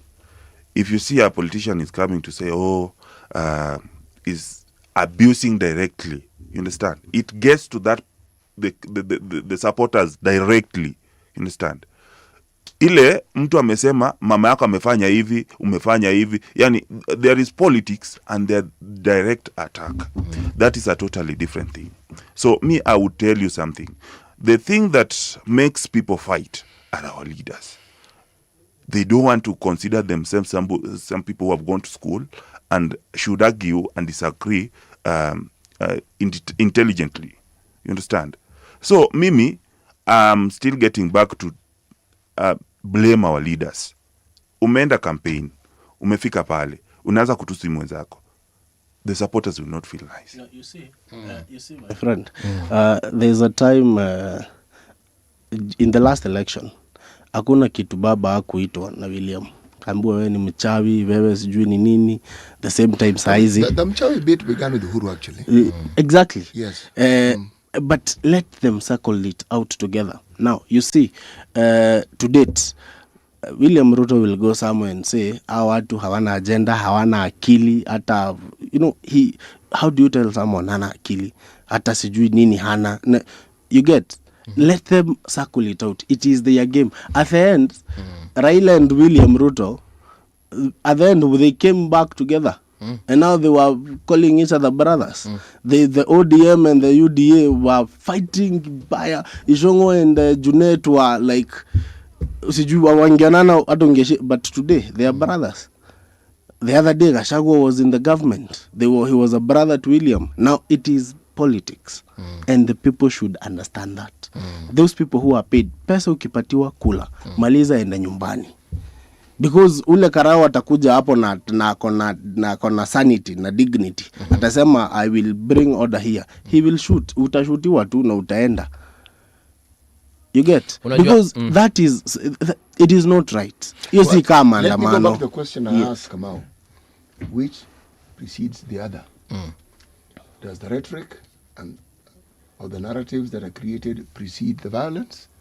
Or does the violence precede the narrative? The rhetoric, I don't think they precede anywhere, because rhetorics will be rhetorics. Stories will be stories. Violence is created. What creates the violence, Kamau? What creates the violence are the leaders. They don't create the violence. They don't create the violence based on the rhetorics that are coming to be told. They create the rhetorics. They create the violence based on the people who are coming to speak. Let me tell you, if it was Maraga in Homa Bay, hata angeguzwa na mtu. If it was Kigame, angeguzwa na mtu. But now it is Linda Mwananchi. They know they can shift. They can, the narrative will be shifted. Now it is the who is coming. You get how many? Your logic is usually sound, but in this particular instance, a bit lopsided.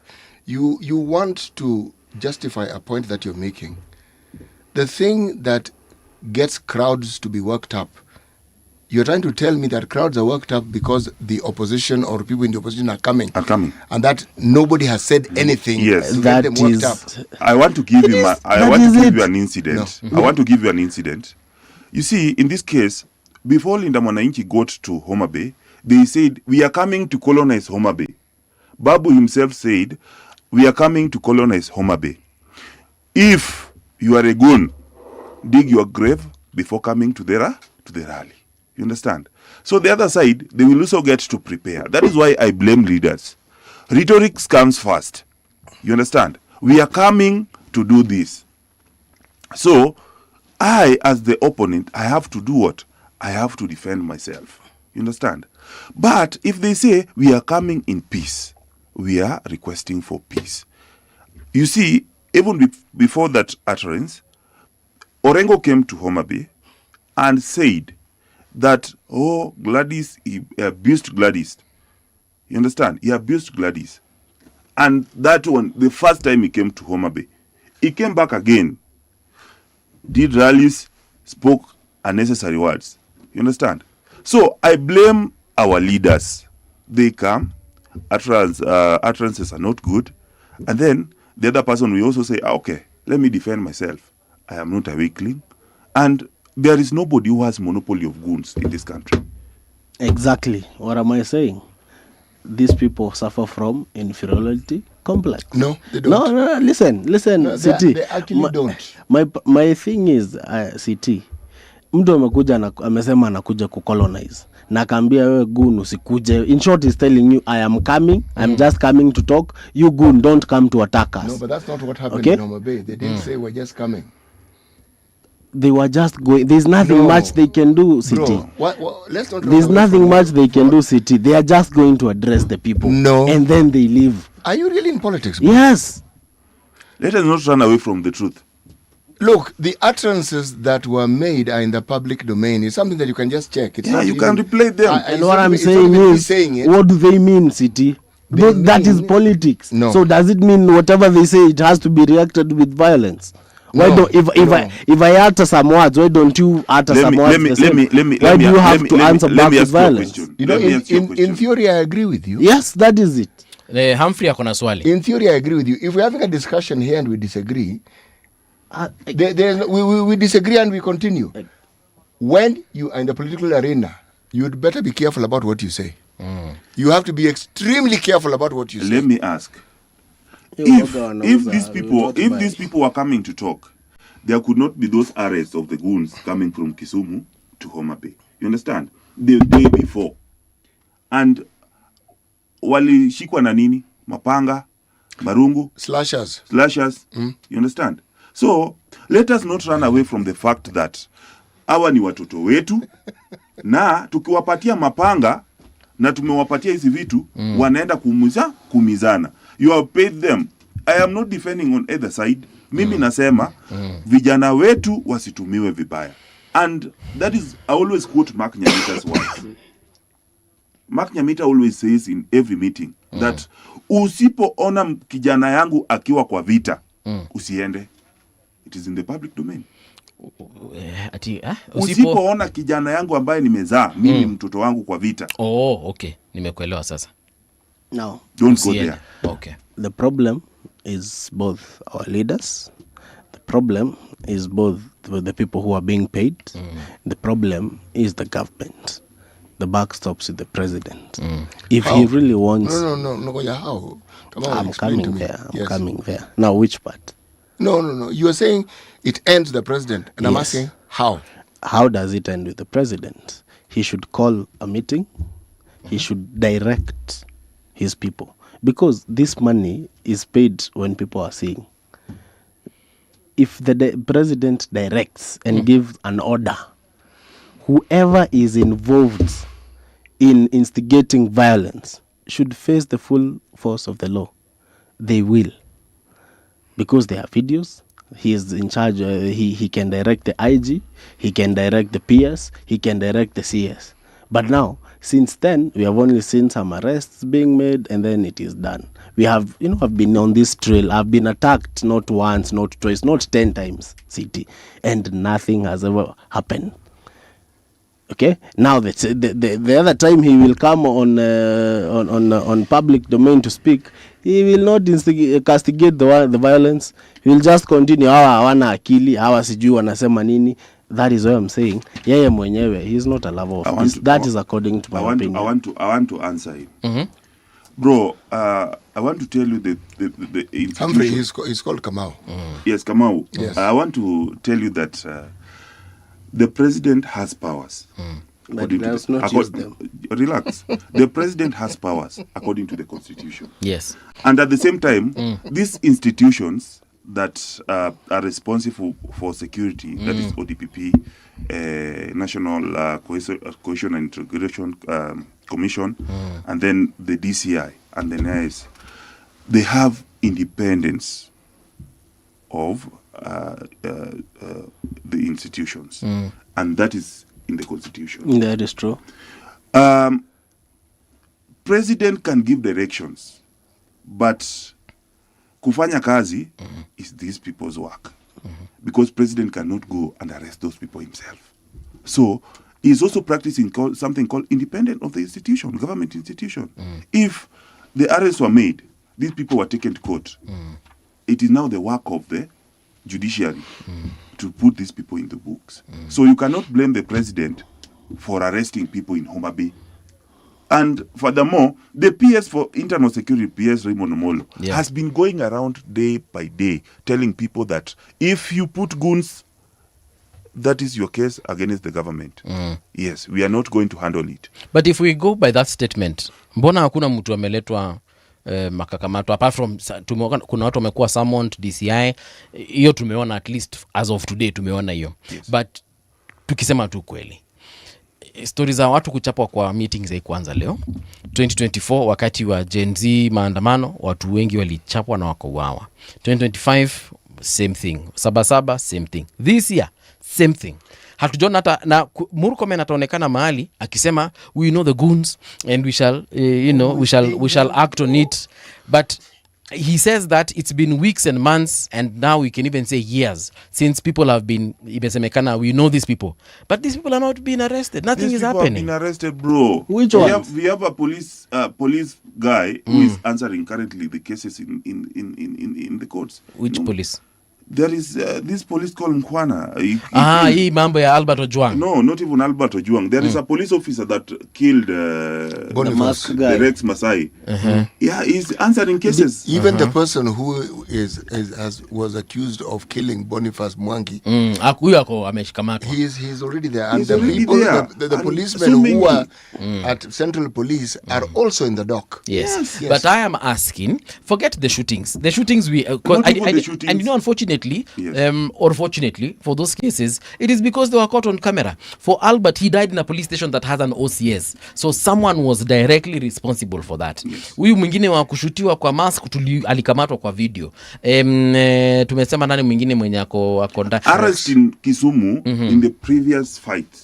They are in court today. Yes, Rex Masai kulikuwa na video ya mtu aim gun in his direction na Alex Akao. So kuna hizo kama utaongea tu saizi. So kuna like evidence tunasema hiyo, but hii nyingine for example ya Homa Bay watu wameitwa, but kulikuwa na shida Olkalao, tuliona mpaka Prados zimekuja zina shoot in the air, watu wanakamatwa wanafanywa whatever. Mbona hizo hakuna kitu kinafanyika? Hizo kuna vitu zenye zinafanyika. Those people who are responsible for all that, they are answerable. Or even the ones for Olkalao. The DCI and NIS, they should not come to the public domain telling you that these have been arrested, because if you go to the page of DCI, you will see all that happened. Humphrey, let me ask you something. Yes. Are you telling me that if you've had a problem where even people have died and they've been arrested, that the people should not be told that these people should have been arrested? No. And yet the problem that occurred and the deaths that occurred are in the public domain already. Should the perpetrators or those who it is alleged the perpetrators, should we also not know that these are the people who've been brought in and that they're actually in court? Should we not know? You should. Yes. Let me answer him. You should. Public domain, you should. That is why you see DCI have pages to report all this. Do you know I have evidence? I have reported things to the DCI and I did not even get a simple ebu tueleze ilifanyika wapi za ngapi aje. Mimi nimeandikia DCI, nimewapigia mpaka simu. Let me tell you something. Umeibiwa mtungi wa maji you see my brother. Let me tell you. Let me answer him. Then you continue. Let me come. You've been on top. Listen. Pole. The problem with this country is what we call rhetorics, theatrics, and we know who are the real game players. The thing is, and that is what really it messes our people up. We are here discussing things, probabilities, what could have been, what could have not, and we know what really happened, and we know who is instigating it. Now, yes, we know.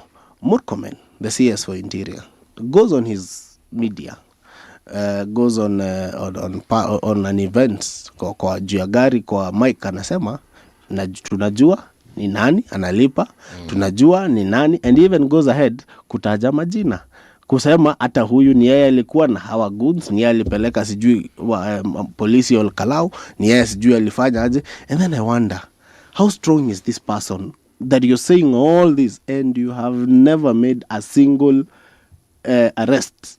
You actually have not recorded any statement. You are the minister. You raise a valid point, Kamau. You are the minister. You have all the instruments of power. You know if you know, then you have facts. Evidence and everything. Evidence and everything, records, because you're the government, you know. So what is holding you back? Ati tutakuja. They go on again. They said this same guy, they killed someone. Sijui this same guy stole things from his, and they have not yet made an arrest. Yeah. They impeached the guy because of all those things, but they have never taken him to court because of Oh, all you mean those things. Gashagua? That is what I mean. Yes. And then they're still saying Niana instigate easy violence zote. The same thing with Kaluma. I saw him do a press conference. He is in the government. He says he has facts. He is in the government. Yes. The last time I checked, that guy was MP for Homa Bay town. MP. Yes, and a broad-based drama or whatever. So he called a press conference, and he said, no, what you're saying is that if somebody says they're in broad-based, they're in government. That's what you're saying. But they're in government. Those guys are in government. They're in government. I just want to confirm what he's saying. Yes, they're in government. Yes, confirmed, and I've said, go on. Good. Okay. Yes. Kaluma comes and tells us he has evidence of how people are paid, who paid them, and boss, kwani unakuja kutuambia sisi ni polisi? Unakuja kwa media ndo? Go to the police, give that. You get? Tuambie leo tumeweza kukamata Humphrey. Let us not go back, my brother. Let us not do back and forth. Sijui huyu hatufai kufanya hivi, shika watu. Chris, unasemaje? I want to tell you, my brother, that you see, najua tulikuwa two term na nini inaitwa aje? One term. Azimio na wewe. So please, ujue I want to 2023 tell- na wewe. Tumelimwa tia gas ya 2023 na wewe. Tukalimwa 2024 na wewe. Alafu mkaingia. Let me tell you, my and then brother. everything all of a sudden changed and it was The good. things to do with the arrest are multi-agency work. You understand? Stop.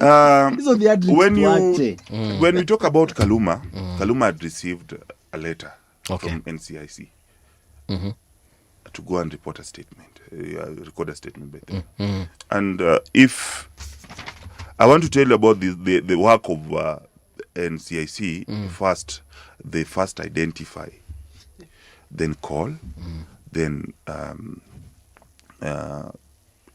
record a statement, the interview, and then they forward to the multi-agency now. You know, we have to accept the fact that kuna kazi ya kila institution nchi. Unaona? Kaluma kama utter these kind of words, he came out to tell the public. Uliziona ama kuziona? I saw them. Oh. Yes. He came out to tell the public that this is what has happened. He's talking about reporting. All these people that he was talking about, some of them had been arrested coming from Kisumu to Homa Bay. Some of them were hiding. Some of them went to DCI yesterday to record a statement, surrender themselves to DCI. So all this we are saying that we cannot blame one person. Let us blame everybody who are part of this kind of problems. Okay. Yes. Again, we have institutions, yes, which institutions that are biased. We saw what they did to Kagusha the other day. Kagusha akaenda akasema wewe kama wewe ni wa tutam tutakutoa chini ya kitanda. The same Kaluma went and spoke in Luo. Akasema wewe who will host these people. Yes. Wewe na hoteli yako tutamenyana. Wewe utatokea, wewe mwenye utatokea kwa hiyo mkutano tutamenyana. Wewe mwenye na hadi saa hizi Kaluma anatembea tu. No. Yeah? No. I want to defend. He said that. I want to defend by saying. And then we saw all those hotels that were hosting these leaders. We saw what happened to them. Let us understand the Luo translation. Yes. I want to tell you what happened. Kaluma said, if you are hosting these goons, we are coming to fish them out. Because in Kenya, we have a public participation against criminals. You understand? So, these goons were hiding in these hotels. And they had announced a day before that we are coming to colonize Homa Bay. You understand? Wakifika pale, they started like hiding. You understand? And according to sheria, mtu akikuja kwa hoteli yako, mimi niko na hoteli, you have to give details of who are they and what are they doing. If these goons are not documented, yes, and watu wanajua vizuri, they are coming to harm Homa Bay people. Kaluma said, ukihost any goon, tutakuja kuwatoa. But nikuulizaje Humphrey tu kwa heshima. Mimi nimeenda leo Homa Bay County. Niende kwa hoteli tuiite Radio Generation Hotel. Na niende pale niseme nataka kupatiwa room. Nimeenda pale na maybe na dem yangu. Mtajuaje mimi ni goon ama nimekuja tutajua wewe ni goon kama umekuja uko na mapanga, because these people you cannot be a goon. You cannot be a goon. Mtu ingie na panga on your face. You are going to fight. You are a boxer or something. Totally anajikaranga tu. Anajikaranga. It is impossible to tell somebody who comes to the hotel. It's not as though they come to the hotel waving a panga. If they have it, it'll probably be in their luggage. Yes, it's not something you're going to witness. Brandish. Yes. The truth is this. Irresponsible statements were made on both sides. Very irresponsible statements. True. And they were simply just flaming that particular fire. It was absolutely unnecessary. It's true. That the team of Orengo, Babu, that Linda Mwananchi, they also came with young men who are armed. This is also in the public domain. It's true. Now, I won't deny that. This is a culture that must grind to a halt, because I don't know why you started off well. You know, these young people keep dying, and all these fellows, old fogies like myself, them they're alive and well and just getting on with their lives. And it's the young people who keep dying and getting injured. Killing themselves. Yes, and half of them they're killing people they know. None of these people ever tell you the plan they have to ensure that these people's lives change. They have money. There is no MP who doesn't have money. There's no governor who doesn't have money. What they have are these empowerment programs. These things do next to nothing. They lack a proper structure. The only time you see signs of any meaningful thing is when they give it to women's group, because they're already organized. I don't know when it is that the young people will realize that they are being led down a path that will only end in doom and disaster. It can't benefit them. You're fighting someone who ordinarily you actually don't even have a quarrel with. Exactly. Now the problem with our young people, and that is my problem with them, is one, I understand where they come from, because ni pesa, ni job, hawana do. Huyo youth mwenye ana do bro, unaweza mpatia do achape mamake. Sasa hiyo ndo anasema, now listen. You know how you're on that side, your 6 is your 6, but on this side is a 9. So according to them, ini do imekuja na sina ya kukula jioni. That is one. Okay. That is their reasoning. 2, and that is okay. But now the problem with them, they should understand that money is blood money.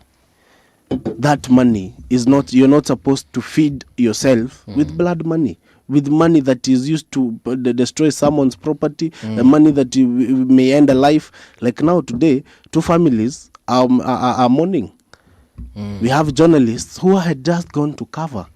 Man, where is the freedom of press today in the Constitution? They have their own full chapter with their freedom. Wameulizwa nini? Garia, I think one of the media houses ilichomwa completely. For what? For what reason? You get? And then it is someone who in between there who did that. And they were sent. Because you cannot tell me ati nimekuja na watu wangu nikiwa mtu alinda mwananchi, lakini those ones are for maintaining calm and ensuring if ile noma itatokea ile side, hata sisi tutarudisha na noma, because either way ni grau. You get? Lakini sasa wale wakingenyamaza, tungekuja tupige noma yetu na tuende. Wao waende wachukue microphone place ingine, warushe noma yao, tusikize. Let us terrorate each other. Okay. That is the young people, and I want to tell my young people, hii jinga ya vita tuache. Because we saw it in 2007, hakuna babaka city alikuwa anapanga na mshale anakimbia. Ni vijana tu. Okay. Which is not bro, I right. agree with you. And that is why I started by saying, sisi leaders ndio wabaya. Yes. Leaders are at the forefront of all this. Okay. Because wakati unachukua kijana ya mtu, you're taking somebody's son to go and fight, yet he was in the US, he's in Nairobi. It doesn't make sense. It doesn't make sense at all. And vijana wetu, they are just some that have put themselves like a criminal gang. You understand? Mtu anakuja hapa, sisi tuna offer security, which at times there are some of them who have a motion, like a notion, like wako na motive ya what they should be doing, and then they influence others who don't understand hii ni nini wanafanya, unaona. Okay. Some of them are just people wenye wamesema ati sisi tuna support mtu fulani akikuja, ama sisi tumeorganize kama magroups ya kupiga watu. Unaona. So mimi I would advise our young generation, is not all about job. Okay. Ni wewe mwenyewe kujiunderstand. You understand? It's not about empowerment or something. All right. Because all of these people, they have gone to school. Some of us have never been employed like myself. At 31 years of age, mi sijai kuwa employed. I'm just an entrepreneur. Mi ni mwana biashara. Kwanza biashara in this country, unaweza anza na anything, I can tell you. Ile kidogo umeanza is just determination and growth. Unaelewa? So, it's not about sisi hatuna kazi. You know, like a county like Homa Bay, we have vast of land. Mimi mwenyewe ni mkulima. I would go lease a land. Mi sikuachiwa shamba kubwa. I would go lease a land, nifanye kitu yangu kadogo, and because it is a county where we have enough rainfall, unaweza pata ka mahindi kako pale, you improve from whatever you have. We have multiply. Uta multiply. Okay. Gentlemen, unfortunately we have got to stop. It's now 10:04. Wacha ni protect kazi yangu pia, si ndio? Thank you very much though. Let's do this again soon. Thank you. All right. I think that is very clear. It's one time. It's very clear. Only 2 times. All right, folks. Let's do this again tomorrow, bright and early. Thank you.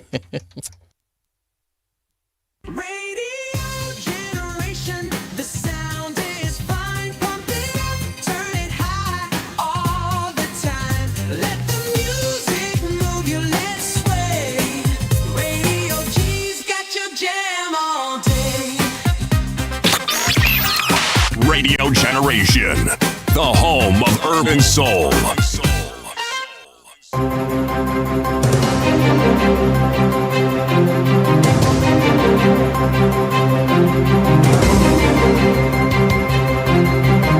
This is the Radio Generation News.